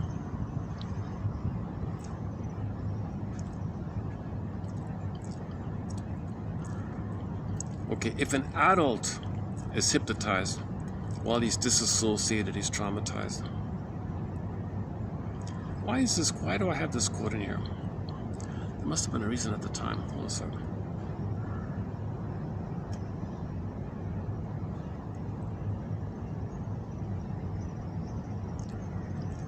Okay, next one here. Analytic writers speak of a system of checks and balances between the ego and the id. Okay, what's the id? The elementary basis of the unconscious. That's a quote from the film Forbidden Planet, 1956 science fiction film entitled Forbidden Planet. Yeah, so by the way, about that film, just quickly, you had this, it's a science fiction fantasy film about a planet made by a super alien race called the Crowd. So they were millions and millions of years ahead of humans. So they built this toy, this planet, the whole planet. It was mechanical. The whole thing was a machine. But the trick is, if you're on it and you have a thought, poof, there it is. So Mr. Morbius from Earth is on there. And he figured out that if you had a conscious thought, poof, there it is. Wow, what a very advanced machine like that. But Mr. Morbius didn't know that the machine would poof his unconscious wishes and feelings and thoughts and images. So if he was angry at his mother and didn't know it, and something triggered it, poof, there'd be a monster on the planet. Monsters of the id monsters. So Mr. Morbius, where are these monsters coming from? Okay, and so these dangerous monsters, where are they coming? I don't get it. Where are they from? Where are they coming from? So the conclusion was, the machine poofed it, and he didn't know he was angry. And when a child is angry at the mother, they got a monster in the mind. So poof, the machine poofed the monster on. It looked like the Tasmanian devil kind of thing. So that was the lesson of that. Monsters of the id monsters. And 10 years after that, 66, Star Trek paid a tribute to that film called Requiem for Methuselah. I've talked a fair bit about those two a couple of months ago.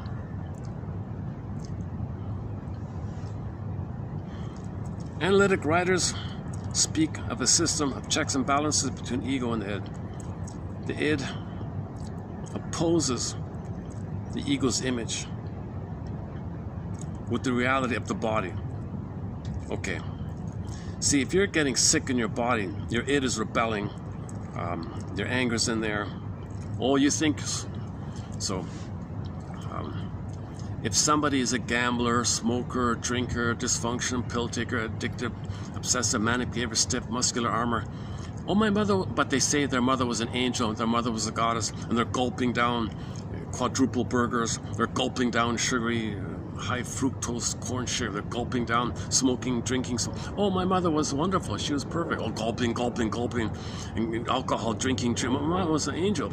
Okay, so there's a gap like that, right? Ego and the id. So his ego says his mother's wonderful. The body's gonna suffer him. He's gonna get pain like that. Checks and balances kind of idea. The id opposes the ego's image with the reality of the body. The ego's knowledge with the feelings of the body. Okay. The ego's striving for narcissistic glory, search for glory, power. So this power addiction, this control freak, OCD, power obsession, that's also an oral fixation. Because with the power, you want to control something, that's controlling the breast. Because remember, the mother pulled it away, you want to control the breast. So power is about controlling the breast. Power in the present is motivated by the unconscious timeless wish that the person had as a baby and still has unconsciously to control the breast. Power is mainly about that. There's power over like that. Again, analytic writers speak of a system of checks and balances between ego and the id. Yeah, in the year 2023, the psychology community, a part of it, it seems, they were celebrating the 100th year anniversary of Mr. Freud's famous essay, The Ego and the Id. I haven't read it. If I can find it, I can't even find the original German. You got the disturbed English translation. If I can find the German copy of it, I'll put it into one of those search and I'll put it in one of those translator things and figure it out from there.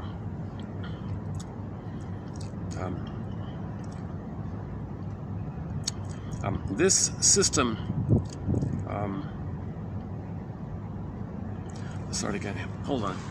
Analytic writers speak of a system of checks and balances between the ego and the id. The id, the unconscious, opposes the ego's your narcissistic image, which is the denial of your feelings, a denial of your body, a betrayal of the body. Your body's going to suffer. You're going to checks and balances. There can be a response in the body. The id opposes the ego's image with the reality of the body. Body knows. Body keeps the score.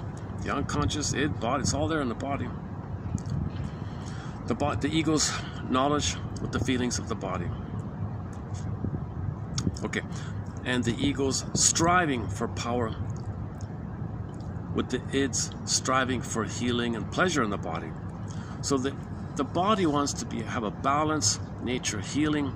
It wants to be healed in the body, but your power striving rejects it. So there's a conflict, famously an inner conflict like that.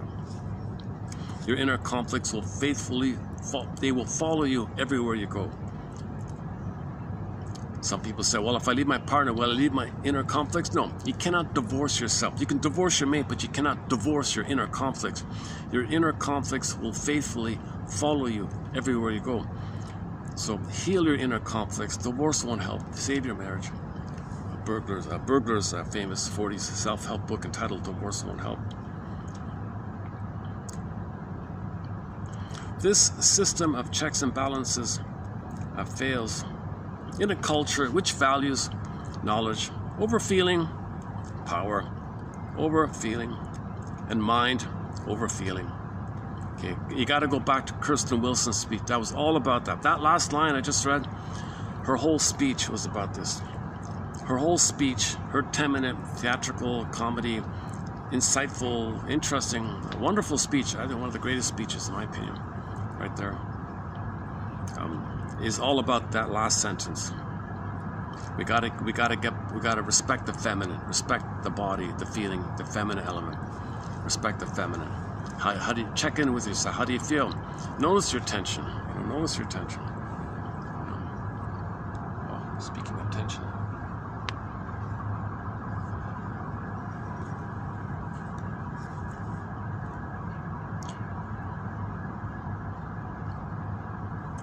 So Roger Gould's take on it is when you've got the hand on the freezer and you're about to look for the ice cream, pause and say, check in with yourself.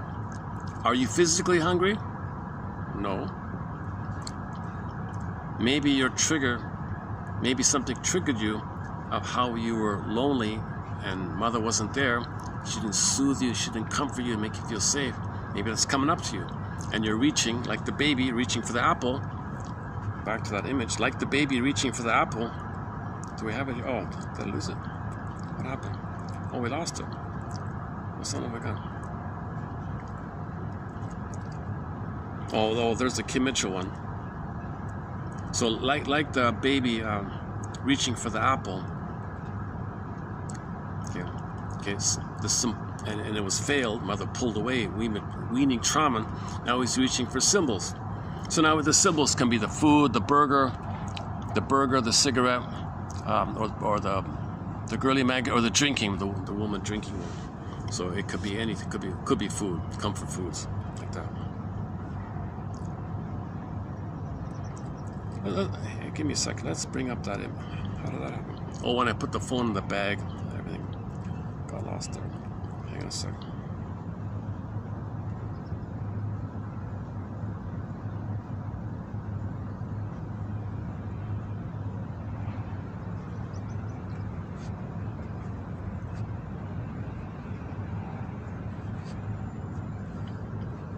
Okay, so just like that baby is frozen, wanting the nipple, okay, now that's a trauma, he's in pain. Repetition compulsion, Sisyphus, Tantalus. Okay, when that baby grows up, he's gonna reach for the ice cream. But the ice cream isn't the sweetness, the soothing that the mother should give him. Okay. So Roger Gould in his book, in his self-help book entitled Shrink Yourself, Analyze Yourself, Shrink Yourself. It's a play on words. He doesn't mean about obesity, although it is a part of it. It's a book about emotional eating. So you got your hand on the freezer, okay? Reach like the baby reaching for it. But you're not a baby reaching for the nipple, okay? You're symbolically trying to know that, so you repeat it in some way to know the past. You got to make the inference of the past. So there's an antecedent. So identify the antecedent. The antecedent is here. This is the antecedent. This is the antecedent. When you're triggered, this is the antecedent. Now, imagine a baby screaming and crying, okay? And now the language of that screaming and crying will be tension, shallow breathing, musculature, armor revving up, hypervigilance, hyperalert. He's just in a benign state there, but he could be a revved up baby. He could be a screaming, colicky baby or something like that. Okay, so notice that that's the antecedent. So when you got your hand on the freezer, Roger Gould said, okay, you're triggered. What's the antecedent? Go to the Shakira photo. That's the antecedent. You were reaching, didn't get it, and you were enraged. Now we don't see the enraged baby here, but we could, if she had a volume 3, we could have the baby screaming, easily. People might not want to buy the album anymore. I don't want to see a screaming baby. But okay, back to Roger Gould. So, oh my God, I'm triggered, right? So I'm feeling lonely. I'm triggered of my past feeling. It's coming out. I feel lonely and scared, uncomforted. Mother didn't soothe me and give me comfort and safety and sweetness. So I'm reaching for something symbolic of mother. Food is symbol of mother. Food is symbol of mother. Wait a minute. So you're not physically hungry? No, I'm not physically. So you're emotionally hungry. Now, but that's the past. But the present isn't the past. Okay, good point. I see. So it gives you a pause like that. So you gotta reflect, you gotta discern. So this exercise is portrayed in the Perseus story. Perseus has the sword of discrimination and the shield that has the mirror, the reflecting mirror. You gotta reflect and discern like that. Emotional eating. We'll get back to the quote here. Where are we here? Okay, next one here. The situation of modern man is similar to that of Faust. Oh, this is perfect because I don't hear the people talking there. The restaurants, it's got like a dozen people in there yapping and talking. I don't hear them, so they're not hearing me, so there's no issue. Yeah, this is great. This is an expensive way to do it. And my time is limited, right? If I do it this way. But, oh, hold on a sec. Let's give you a tour here.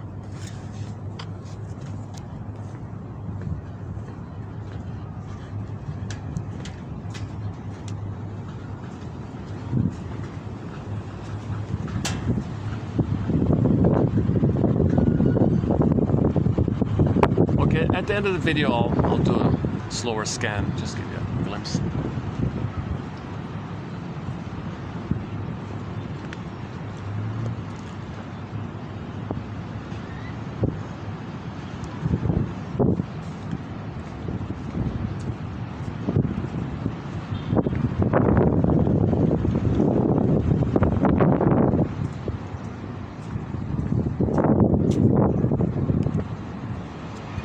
Well, that's where we started the video, in the little park there.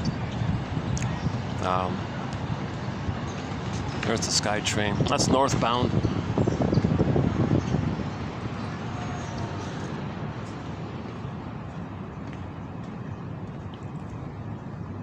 Oh, there's some people here.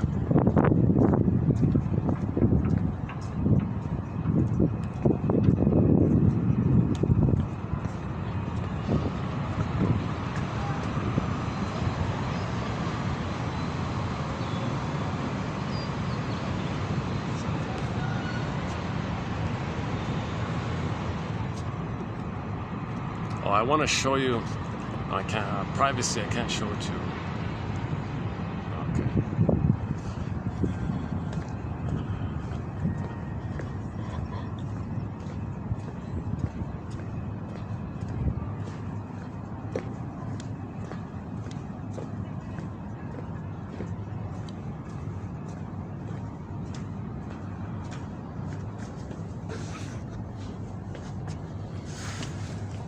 Yeah, the rooftop restaurant, bar place is pretty filled up already. Yesterday it wasn't too busy. Right? Today yesterday was Monday. Today's a Tuesday, right? Tuesday. No, today's Wednesday. Today's Wednesday. All right. Okay, let's go back to the modern man one. Where is it? So, come on, phone. Straighten out, will you? Walk around straight.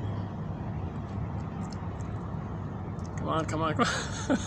You gotta shake it to get it straight again. No? How do you rotate this thing? Then you can't find the rotate button for some reason. I don't get this thing. Where's the rotate button? Oh, for Pete's sakes.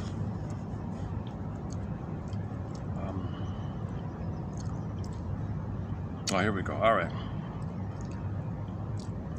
The situation of modern man is similar to that of Faust, who sold his soul to Mephistopheles for a promise that could not be redeemed. Symbolic acting out, that's the Faustian deal.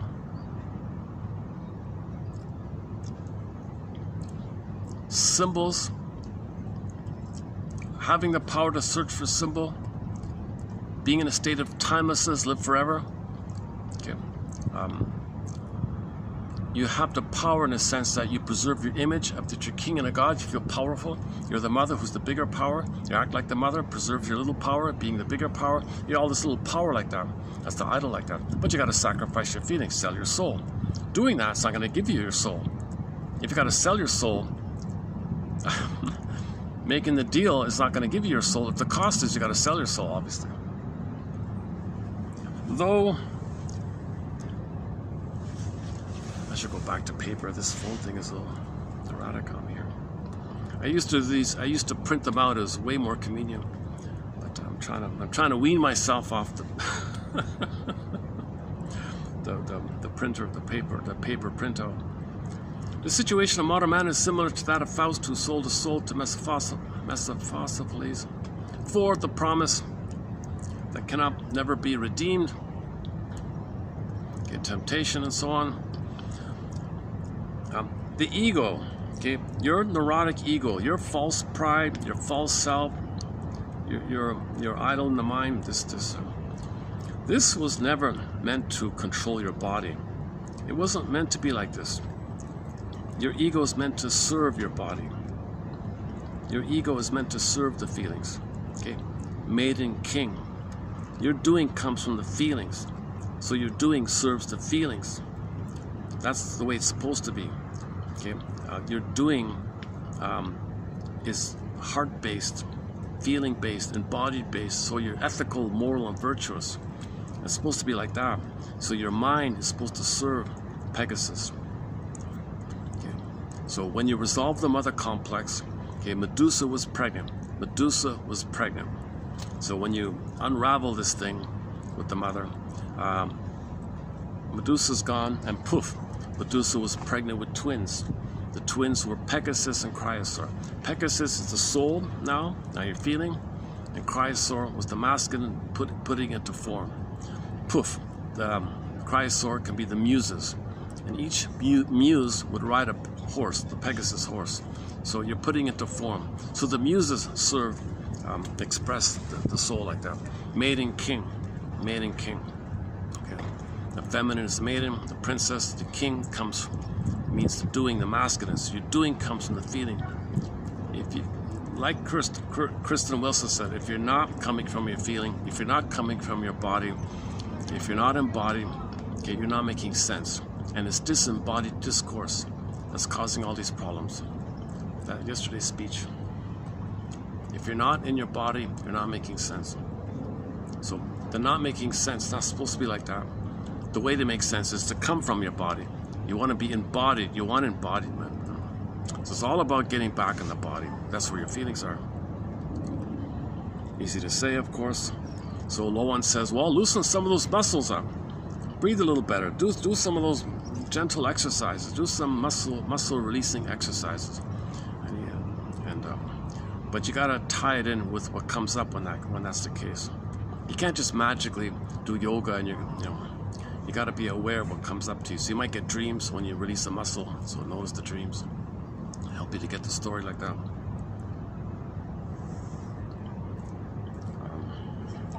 And you got to approach muscle release in a gentle way. One quote was he tried to do it angrily. He got more tense. So you got to do gentle.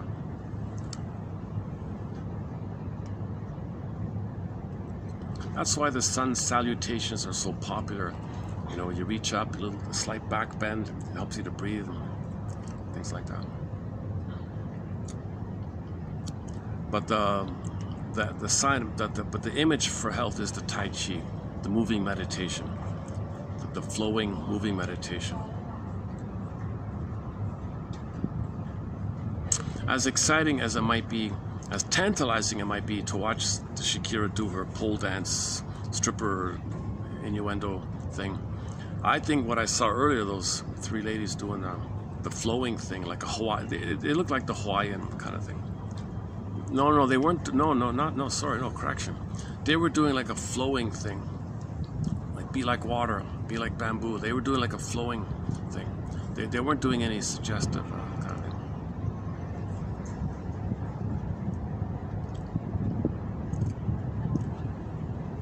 Okay, the body, as opposed to the ego, desires pleasure, not power.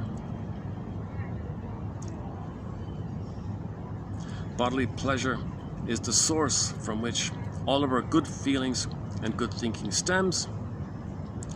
If the bodily pleasure, that's when joy runs the console. Okay, the sweet, inexhaustible fullness of being, or the blue jay, the bluebird, the pleasant feeling, your interest, curiosity, pleasure. He just calls it like that. Okay, if the bodily pleasure, so you feel real and alive in the body, there's that hum there like that. It's a pleasure like that, natural pleasure. If we're missing that natural body pleasure, it's all stress and frozen. Okay, then you're a power junkie, oral fixation, addictions, and so on. If the bodily pleasure, if the bodily pleasure of an individual is destroyed, okay, natural response, tension, fear, anger. So he'll become angry, frustrated, hateful, etc. His thinking becomes distorted. Woodman's line is, the wounded feminine leads to the distorted masculine. So the wounded feeling leads to the distorted thinking. Not making sense anymore. You only make sense in your thinking and doing if you have the feeling. Feelings lead. Feelings lead. Feelings lead. Okay. Your doing serves the feelings. Maiden king. The phrase of the fairy tale. Maiden king. And it's together like that. Written as one word, I think. We have one song from the film adaptation of the Polar. The film adaptation is just for kids. They missed it. But from the soundtrack, we have one song on there. His thinking becomes distorted, and his creative potential is lost. He develops self-destructive tendencies. Not making sense. That's the destructiveness of trying to control.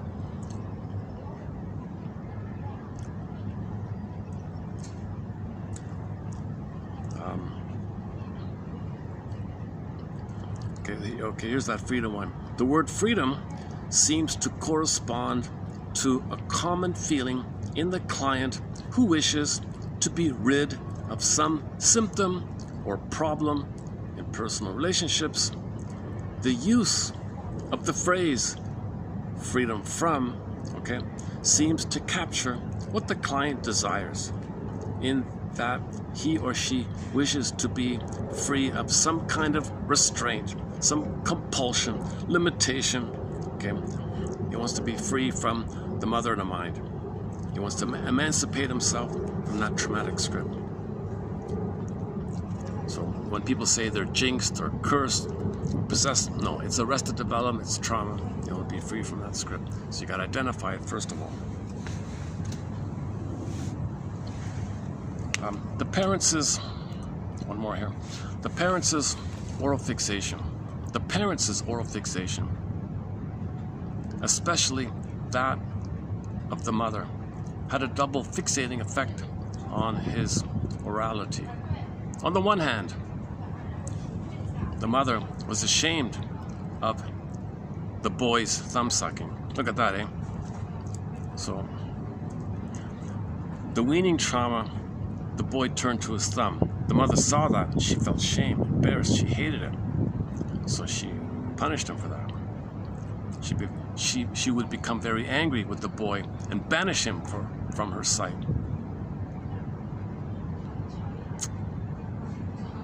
Okay, long story short, she put up with it. Put up with the thumb sucking. But she hated it.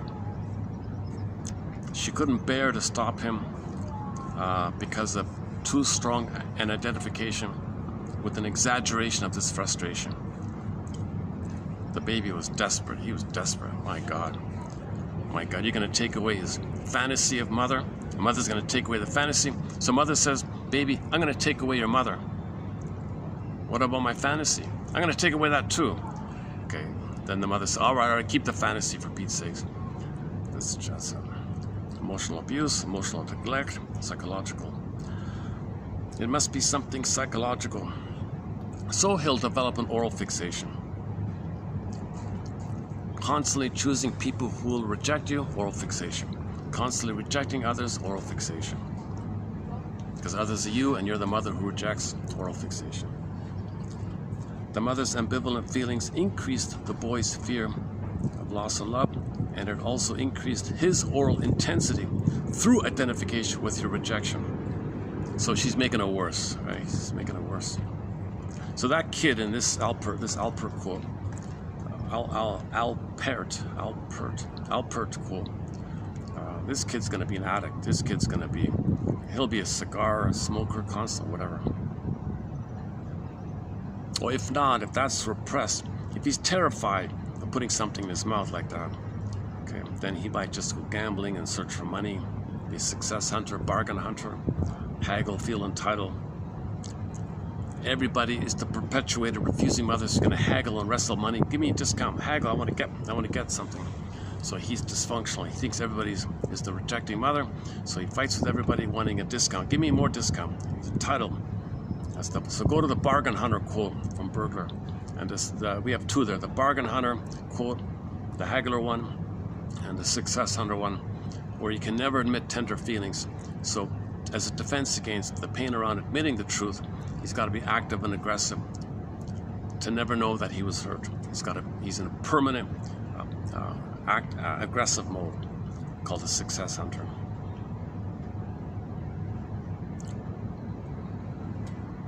Yeah, again, Edmund Berger's book is called Money and Emotional Conflicts, about the money neurosis, part of one of those complexes. I've been on one of those complex tours. Shrinker man, I want to make them yours. Give me one of your, say abracadabra. Katie Lee has a comedy song about the therapy process. Wouldn't it be nice to get yourself fixed the way you get your car fixed? Here's my problem. I have a complex. Give it to you. Fix it.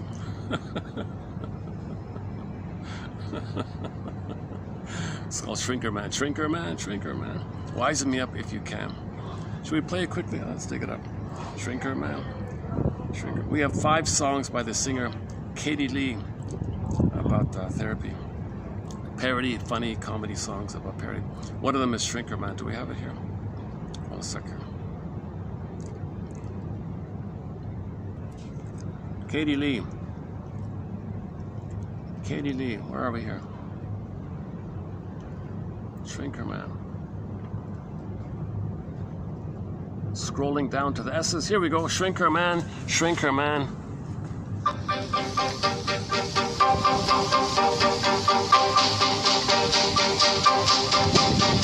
Shrinker man, put me straight if you can. Free me of my tics and twitches, disconnect my latent switches. Shrinker man.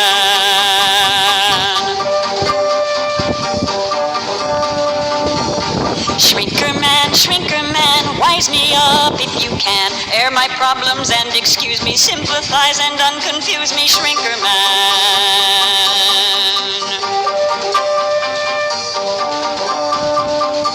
I've been on one of those complex tours. I want you to make my problems yours. Now give me one of them cut-rate cures. Shrinker man. Shrinker man, set me right if you can. Align me, tune me, normalize me, clean me up and Simonize me. Shrinker man. Shrinker man. Shrinker man. Her big hit is called It Must Be Something Psychological. It's really quite explainable. She only likes men who are unattainable. It's really quite explainable. The mother was unattainable. Repetition compulsion. Mother rejected her. Repetition compulsion. She's only attracted to men who will reject her. It's really quite explainable. It must be something psychological. Oh, hang on. Where are we? Is that it?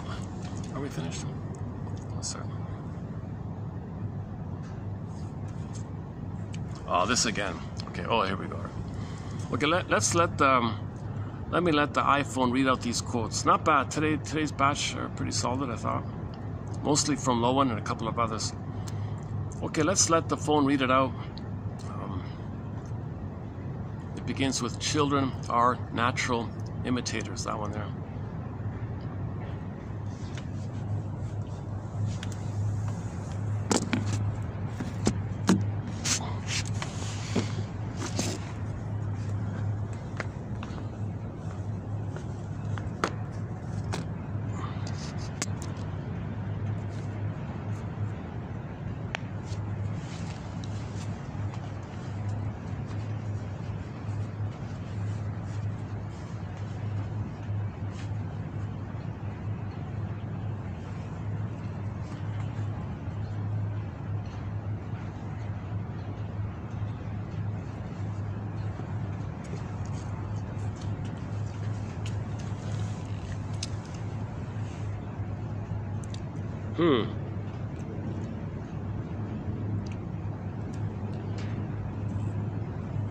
Either it's just about to begin, or I've got to reboot the thing. One sec.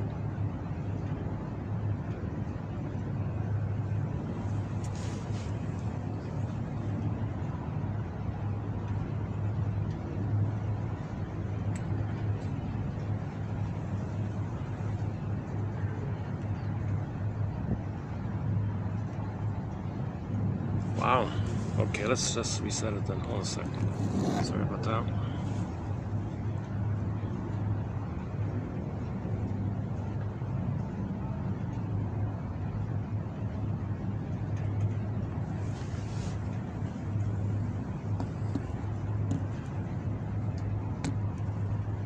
Let's try it again.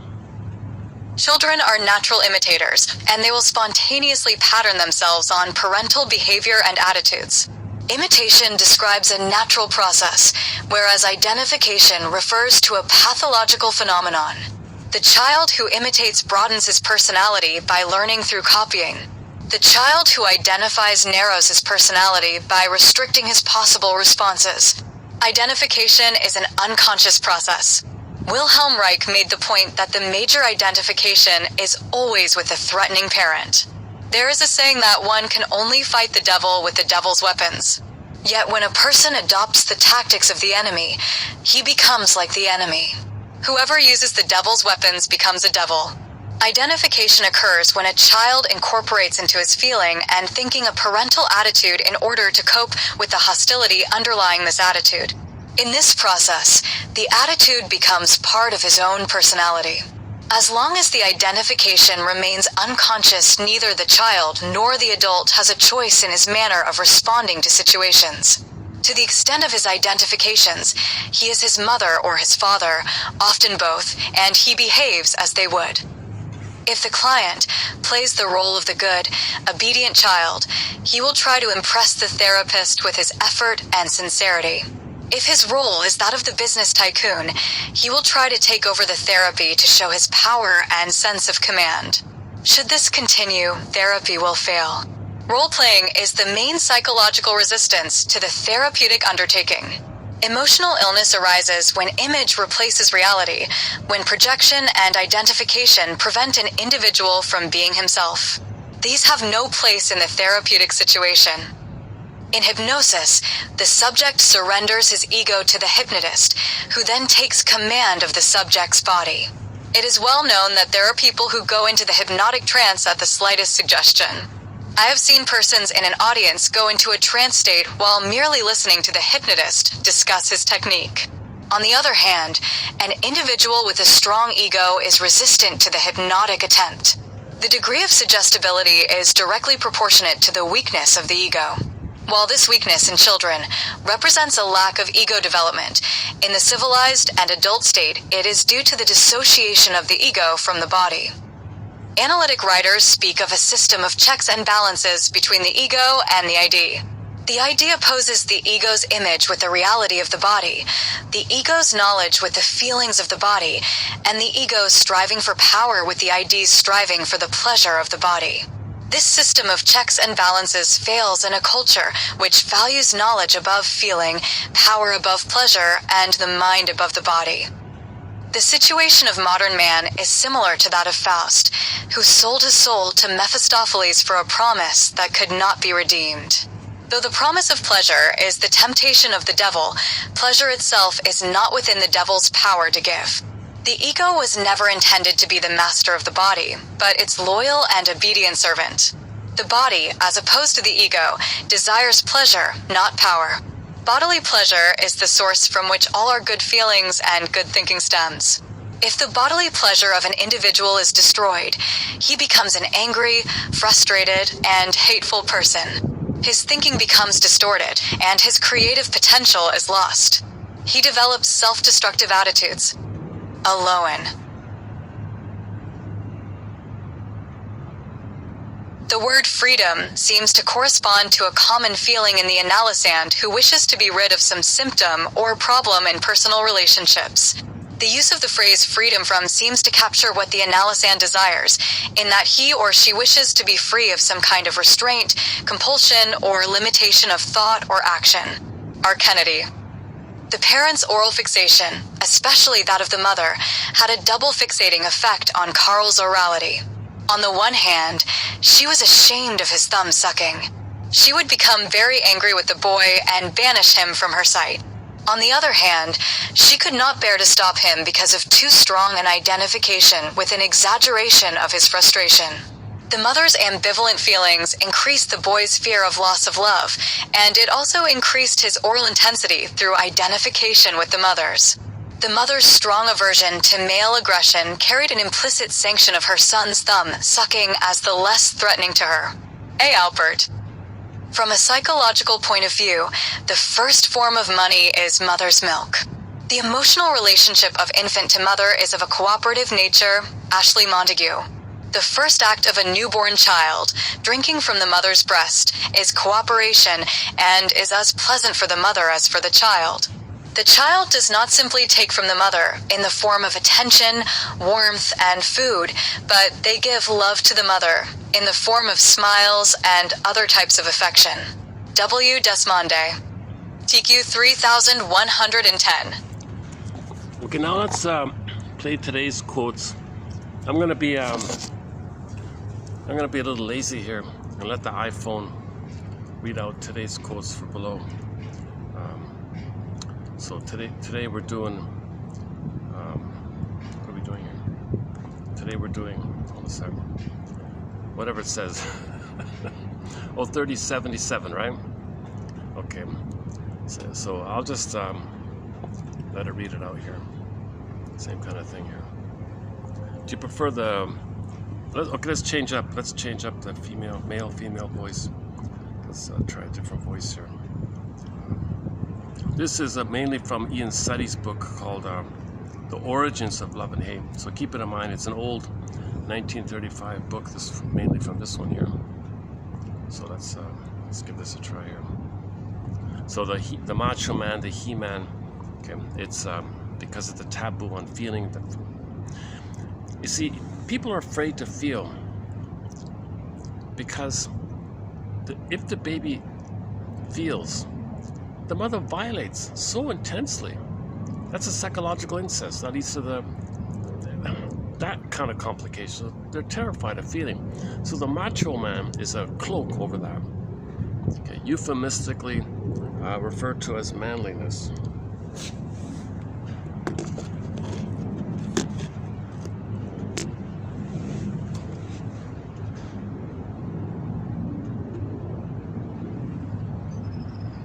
Called euphemistically manliness. His state of mind is a reaction against the sentiments related to the mother and the nursery, from which, mentally, these children have just emerged, in all probability unwillingly. The suggestion arises that the whole of this character formation is a revenge upon and a repudiation of the weaning mother, on the defensive principle of sour grapes. One very common cover for expressions of warm or tender feeling is mock abuse. On the supposition that there is a social reaction against tenderness and feeling generally, we would expect to find that these forces seek safety valves and express themselves under various disguises and excuses, which evade the prohibition. We do in fact find much of such evidence showing how strong is this taboo and consequently how important are the impulses subjected to it. It is in this field of feeling or meaning interplay as well as that of direct personal cordial appreciation that the taboo on tenderness manifests itself. It is not a definite lack of feeling, as in idiocy, nor a withdrawal, as in Dementia Precox, so much as an inhibition which dulls the social responsiveness of the individual and may come to be known and deplored by him. He cannot tolerate warm or demonstrative relationship. He gives all his friends the frozen mitt. He takes refuge in formal relationships, abstract interests, and sensuality, and usually he does not like good music or good literature, yet he knows, dimly or clearly, his lack. He is an uncomfortable friend or relative and an unhappy man. Suttie. Suttie, who claimed that not only Freud's account of religion, but his whole theoretical opus, was skewed by an anti-maternal bias in his makeup, Suttie 1935. Noting Freud's difficulty in identifying with the oceanic feeling, Freud 1930, and his derivation of love and tenderness from the sexual instinct, he postulated a taboo on tenderness in Freud's personality, stemming from a blindness to, or repression of, aspects of his early relationship with his mother. In a way that prefigured Bowlby's attachment theory, Bowlby 1969, Suttie suggested that the infant was born with a simple attachment to mother, a primary need for companionship and contact with her. He considered that feelings of tenderness developed from this early matrix, and had little to do with the sexual instinct. K. Wright. The reason for the taboo on tenderness is that most men regard gentle concern as weakness. The one great male fear is to be seen as weak, because of the real weakness we experienced when we were young and our fathers were not there for us. A man tries to keep himself from examining the pain of his childhood by achieving success, accumulating possessions, and building strong walls to protect the frightened, weak and lonely child within. J. Selner. There are not two independent principles of human psychology that are in tension, but only one, love. What is at the heart of human psychology, for Suttie, is human relationality, shown in the close relations and emotional responsiveness of mothers and babies in the long period of human infancy.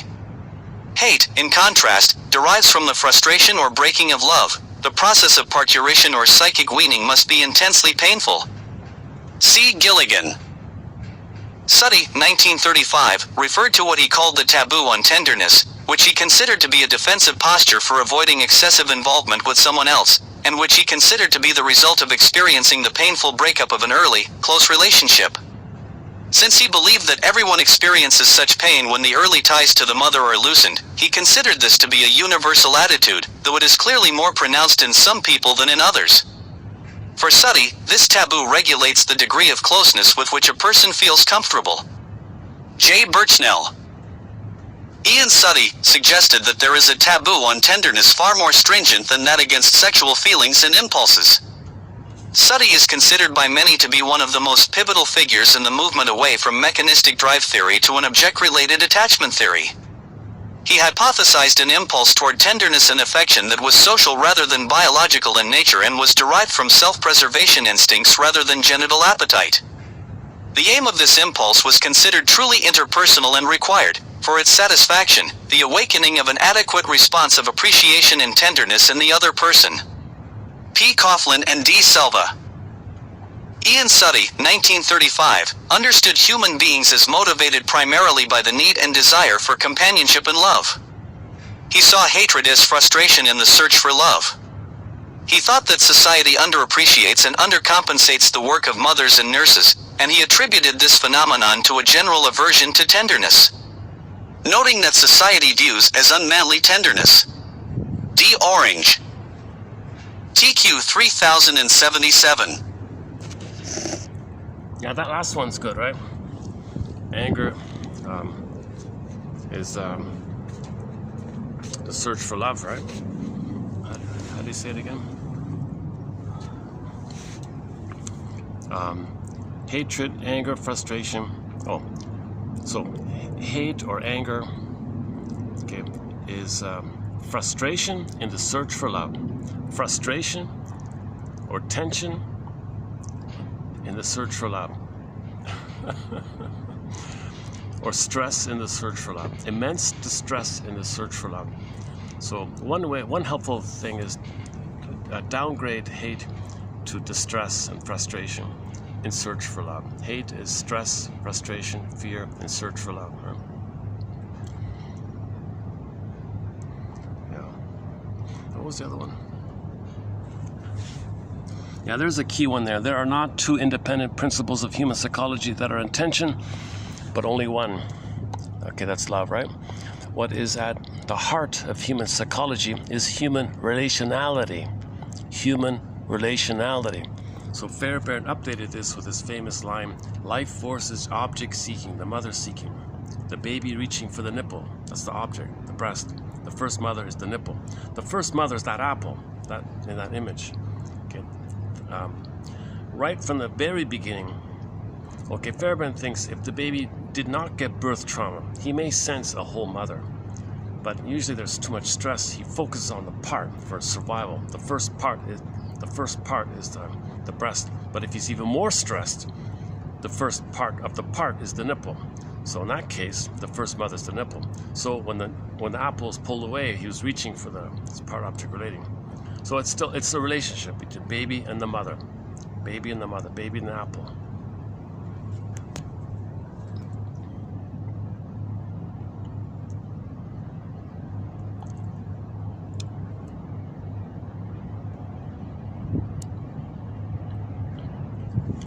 Yeah, so weaning must be very painful. Yeah, we get that.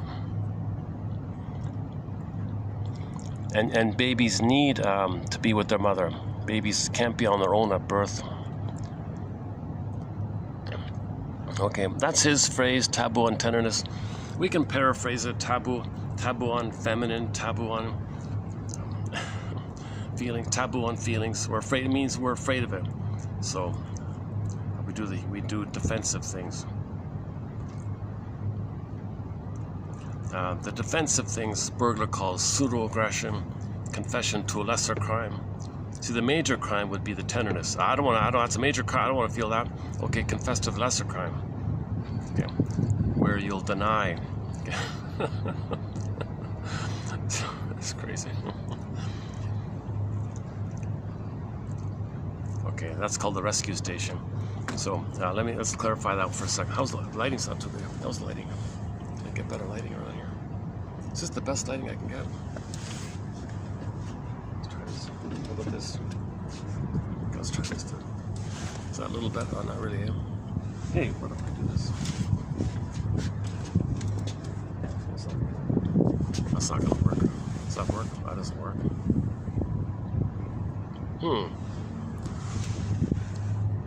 Where can I get better lighting? I don't want to go to the bar thing.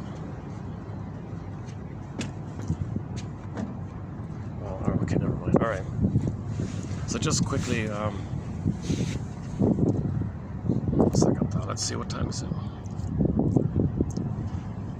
6:56. So 7 o'clock. And the battery, what? What's the battery? 39%. Okay. Man, oh man. Okay. So play Pat Benatar's song called "Hell is for Children," when love and pain are the same in the eyes of an abused child.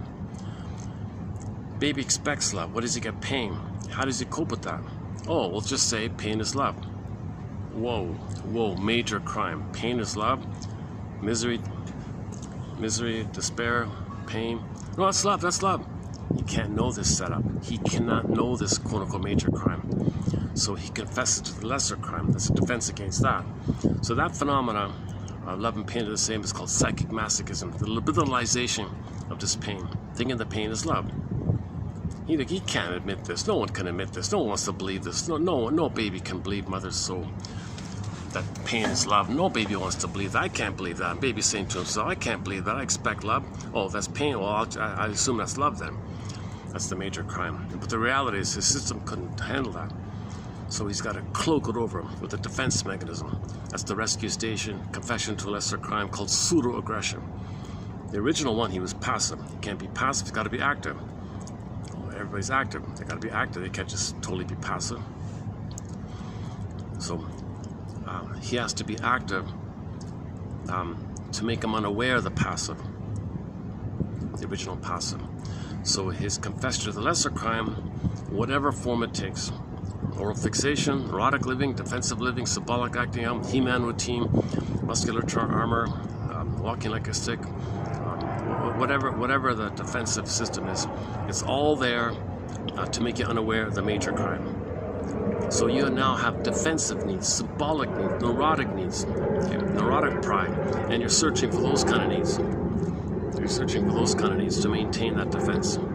Shall I compare thee to an onion? Hold on 1 second. Got some people here.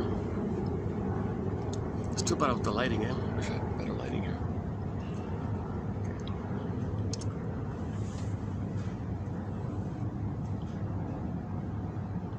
Yeah, it is. It's starting to look. Yeah, it's starting to look. There's the night view this way here.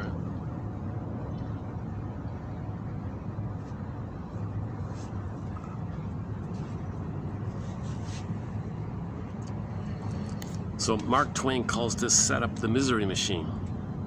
So you're dysfunctional, neurotic. You distract yourself that way, and you need to do that. That's what he means. You got to be the He-Man or the defensive thing. Because you depend on that, because otherwise you'd feel the major crime. It's too much pain. We don't want to know this. So confession to. So the idea about the crime idea was burglar was trying to make a metaphor for this. So his metaphor is the soul's in pain. The soul gets a lawyer. Lawyer, help out me. Yeah, wow. Yeah, you need help. You're not guilty. You're supposed to get up. You got all this pain, and you think you got to make the pain pleasure. We got to get out of this. Let's go to the judge. Judge, let's help I want to help my client here. Judge says, did the baby do that? Did the baby actually liberalize the pain? Did he think pain is... Yeah, he did it, but he was desperate. Well, he's guilty then. He did it. He's guilty. He did that. He's guilty. Oh, come on, be reasonable, Judge. Judge says, please remember, lawyer, we're in Alice in Wonderland here, okay? There's no conscious logic here. This is an unconscious world here.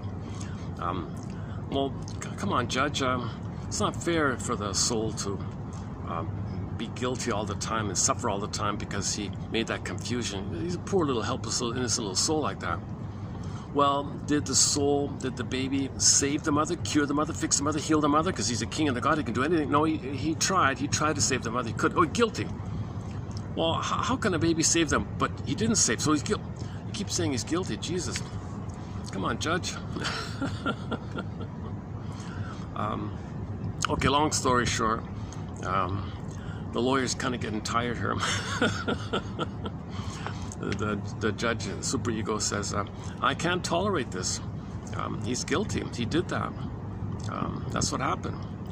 He liberalized the pain. He believes pain is love. He believes suffering is love. He believes suffering and misery is the connection to the mother. And he needs a mother. He's got to have a mother. So he's always got to be guilty. He's got to be guilty to have a mother. I'm kind of helping you, lawyer. He can't leave that kind of thing.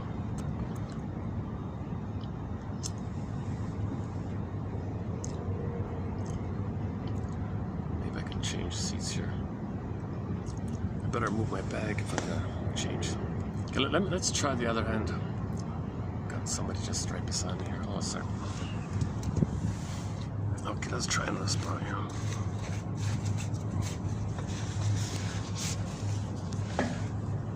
Maybe we'll get better light somewhere.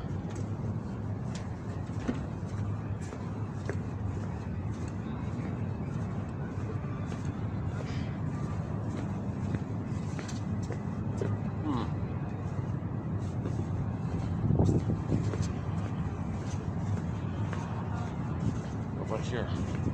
What about here? Oh.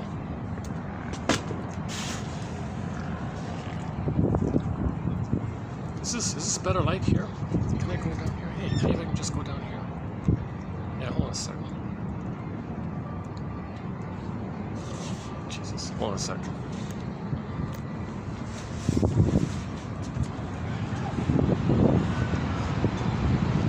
Let me find another spot here. Let me wait it out. I don't do too many night videos. It's kind of interesting.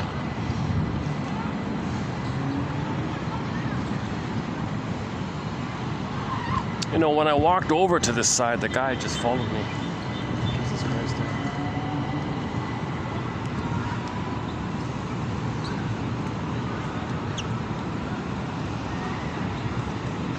If I go back, he's going to follow me again. Eh? Jesus.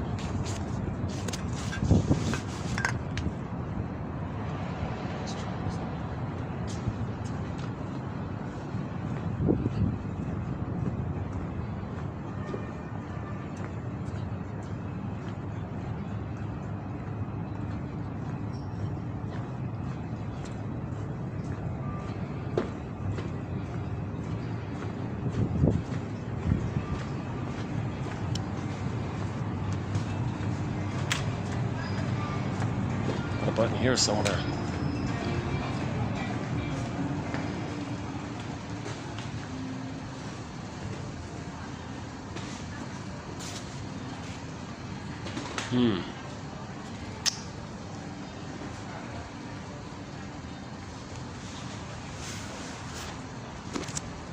Let me just sit for a few minutes. I got a strange character there.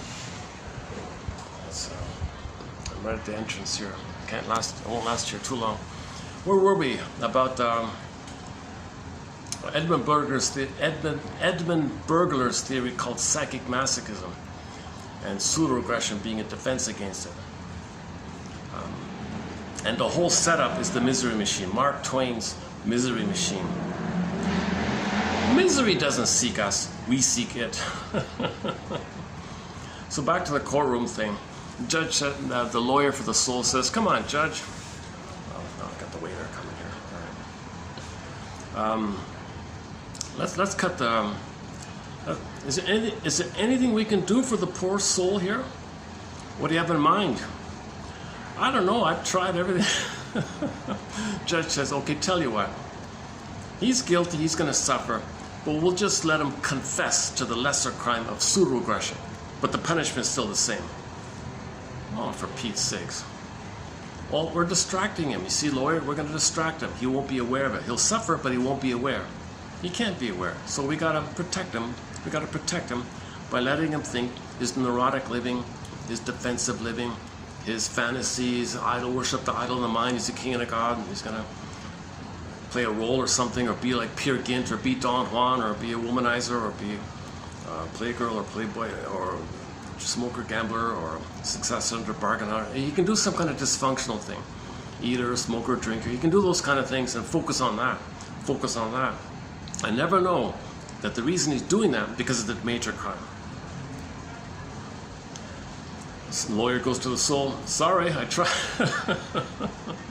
You're guilty of the lesser crime, but you're going to suffer the constant link, the ties that bind, that misery is your connection to the mother. And the only way out of it is to forgive your mother for what you did. But how do you forgive a mother for doing such a thing? You got to understand. You got to understand that she did that. Oh, geez, where's that?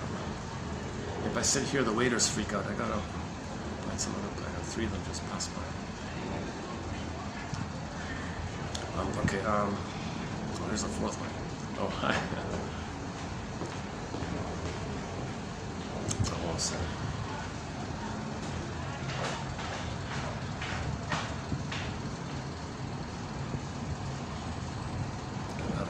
Try not to get people on the camera. Okay, where are we here? Okay, so that's covered in Burglar's books. 24 books, 300 articles. He wrote directly into English, Burglar. So there's no translation problem. Ongoing mystery why, when medical doctors study the talking cure, that these institutes are told not to mention his name.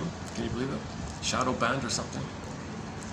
I've toyed with different theories around it all throughout the past years. My current guess is no. I've got too many flimsy guesses. I have no real clear lead on why Burglar is shadow. Luckily, his books are available. Most of his books are available. Now his articles are hard to find. Now there is his wife, and another guy who was the trustee of the Edmund and Marianne Burglar Foundation. They put out a collection of his articles and bundled them up into a book called Selected Articles from Edmund Burglar 1930 to 1960, whatever it is. So she said in there, the wife said in there, here's a sample of his work. So we plucked out 70 of the 300, and we hope that covers the spectrum of his work from early to, and so you can see the progression of his ideas like that. And they're good, they're good articles. But what about the other 230 articles? Where are they? It's very expensive to subscribe to these journals like that. So anyways, that's the blue book, the thick blue book. We posted many quotes from that blue book. He's got a few self-help books, Divorce Won't Help, mentioned earlier, and a couple of others. Tension Can Be Reduced to Nuisances, that one there. The money one I mentioned, that's excellent. If you want to start with Edmund Burglar, I think go to the money book. I think that's an interesting book. Not many people talk about the psychology of money. Today's one at the bottom by Desmond, it's a little, he wrote that in the 40s. I think Burglar's approach is a little more practical. So I would say if you're going to read Edmund Burglar, start with that money book, Money and Emotional Conflicts, 1951 book. He's well known for the writing book, The Writer and Psychoanalysis, about the writer's block. The other one he's known for, the gambling one, The Slot Machine, Rejected. So the slot machine is the cold and refusing thing. It promises, it allures and rejects. That's for you to know that that was your mother. She was cold and refusing. She promised and rejected. Repetition, compulsion, recreated, symbolic acting out. So you use the slot machine as a stand-in, symbolic stand-in for your mother. So you know how she treated you. She allured you, she promised you, and rejected you. She robbed you. Those machines do that. And the machine is cold and refusing like the mother. Repetition, compulsion. How do you get your story? You are drawn to, you're driven to recreate it somehow, to make the inference, oh my God, that's what happened. That's what happened. That's what happened. Like yesterday's quote, the woman who manufactures rejection because mother rejected her. That's for her to know mother rejected her. Memory, repeating and working through. When we don't remember, we repeat in an attempt to remember. Experimental recollection. I'm experimenting. I'm trying to remember. I'm trying to remember. Now the memory has two parts, okay, the theories, okay, but ultimately you do need the feminine part of it. You do need the presence. You need, grief is healed when it's witnessed by caring others. So you need another person to feel safe with. Someone who doesn't say they're there now, because that's to comfort them, not you. They can't handle what's coming up. So they need to be analyzed themselves, or they need to have empathy for what you're going through. So they've been analyzed themselves.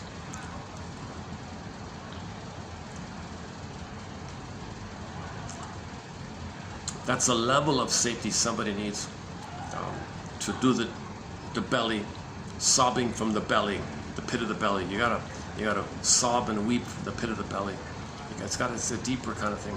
When you realize your mother died at birth and you had no mother from birth, that's a huge loss not to have a mother. Oh yes, you had a wicked stepmother instead, metaphorically speaking. Code for a narcissistic mother, mother with oral fixation. From the baby's point of view, is the wicked queen. Because let's not do the Snow White story this time around. How are we doing? Let's check the battery. Let's check the battery again. What is it? 30% on the battery. Oh, the battery's holding out. What a funny, this feels like a longer video, but it's only 2.5 hours, right? Maybe I should just wind it down here. What time is it again? 7:12.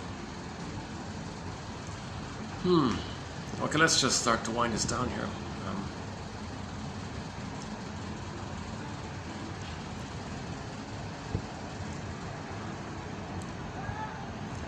Why don't we close up with another Katie Lee song, and when it ends I'll hit the stop button. So, submitted for your approval, submitted for your consideration, should you choose to accept it, is to look up those 2 album covers. Okay, Shakira's album entitled Oral Fixation Volume 2 and Kim Mitchell's album entitled Oral Fixation, spelled A-U-R-A-L. And look at those 2 images. Okay. The Shakira one is the cause, shows you the weaning trauma that leads to oral fixations. And the Mitchell one shows you examples of it. So look at those 2 pictures like that. So those unexpected sources of psychological knowledge. Unlikely. A pop diva and this little obscure local musician. I mentioned earlier he was the lead singer in his youth for a band called Max Webster. I remember one of the songs. What's it called? Paradise Skies, Million Vacations, or something like that. His buddy on the keyboards wrote the main hit. I forgot what it's called. That's the song that made him a famous band. I even forgot what it was called.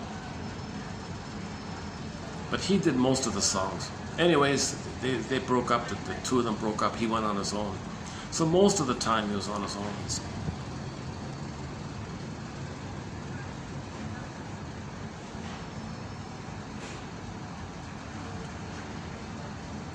My drink is still on the table.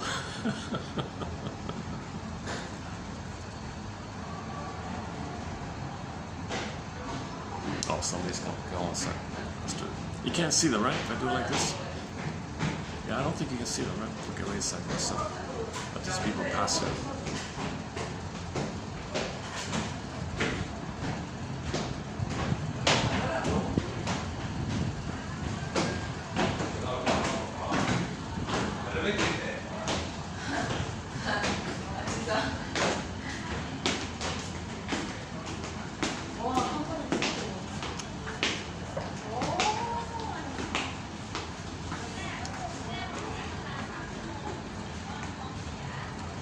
Husband and wife are team here.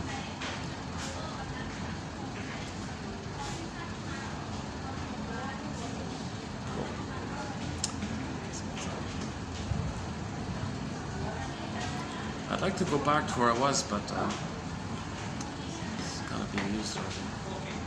Okay, let's wind. Yeah, okay. So let's back to your mission. Should you choose to accept it? So those 2 album covers, okay, and then for the quotes below about the Suttie topic, if something does come up by reading it, you just see if you can add a little bit to it. What does this remind me of? What does it suggest to me? And whatever you're feeling, you validate your feeling. I must have a very good reason for feeling this or sensing this. What's the hardest thing about this feeling? Or what's the fill in the blankest? about this feeling or sensation. Just see what comes up like that. And pause, relax a little bit, see if more ideas come up.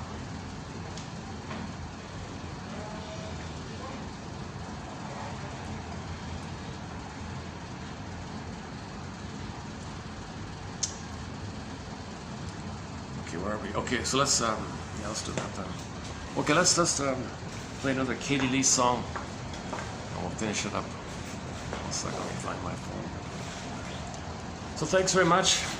May the psychoanalytic force be with you. May the psychoanalytic force be with you. May nature be with you. You don't need to hear that from me. Nature is always with us. Nature is always trying to heal us.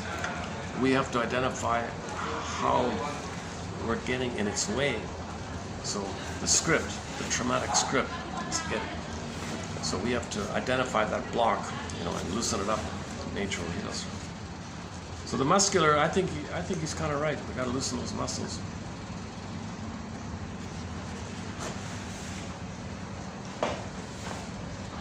Let's see. Hold on a sec. Give me a second.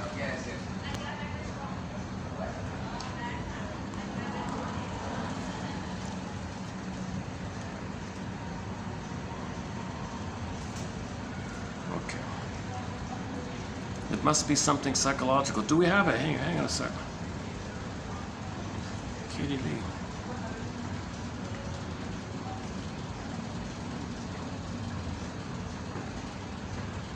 Kim Mitchell. Oh, it's been such a long time. Oh, yeah, we do have it. Yeah, I do have it here, under the eye. Okay. So this is her main hit. It's really quite explainable. It's really quite explainable. Why does she choose men who are unavailable? The mother was unavailable. That's why. It's really quite explainable. It must be something psychological.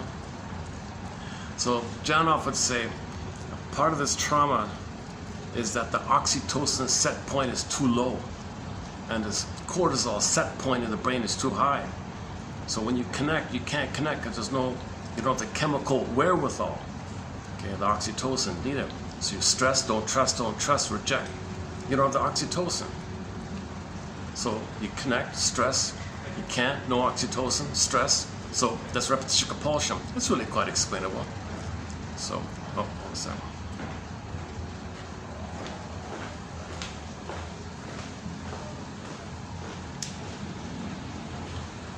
Let's let these people pass here all in a second.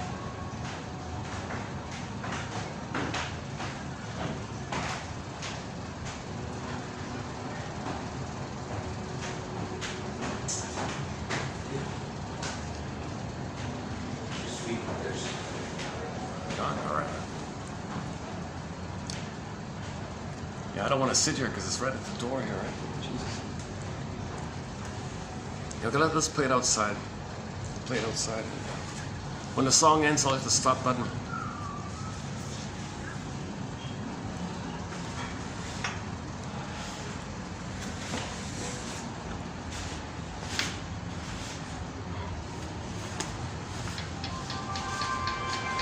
Oh. Is that it?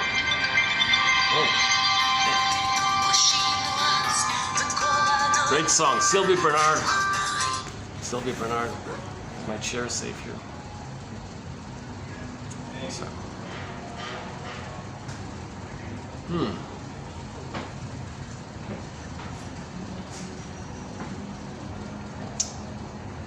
Okay, let's find a spot.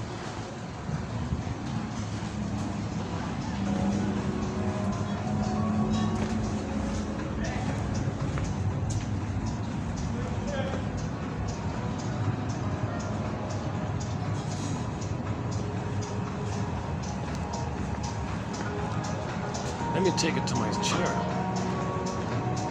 Let me take it to my table.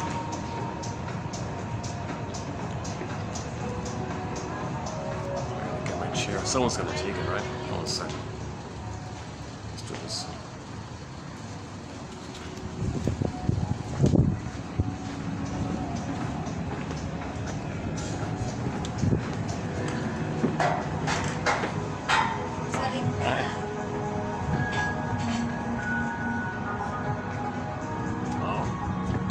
too busy here.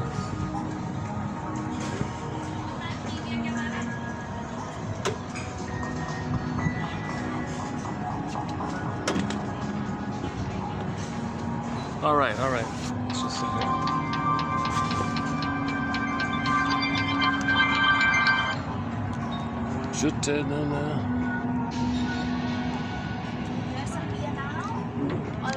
I'll get it in 5 minutes. Okay. 5 minutes? Yeah, thanks. Okay. Okay, thanks very much. May the psychoanalytic force be with you. And remember, maybe it's all maybe let's look at the psychological side of things.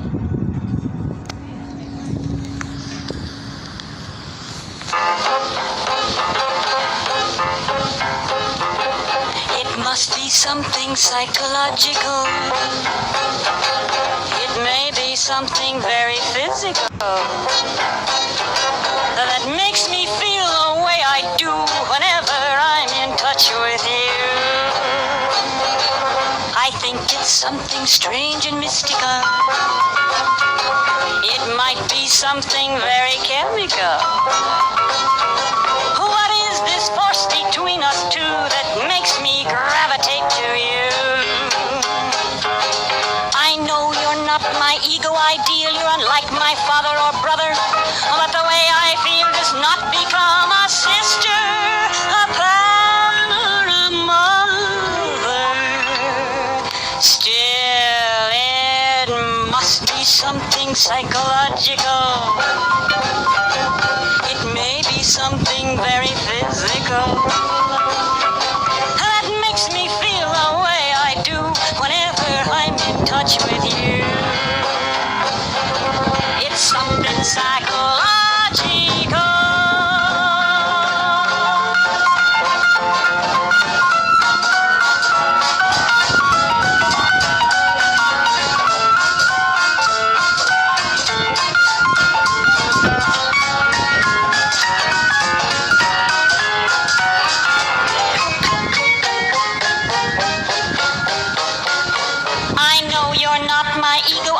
You're unlike my father or brother, but the way I feel does not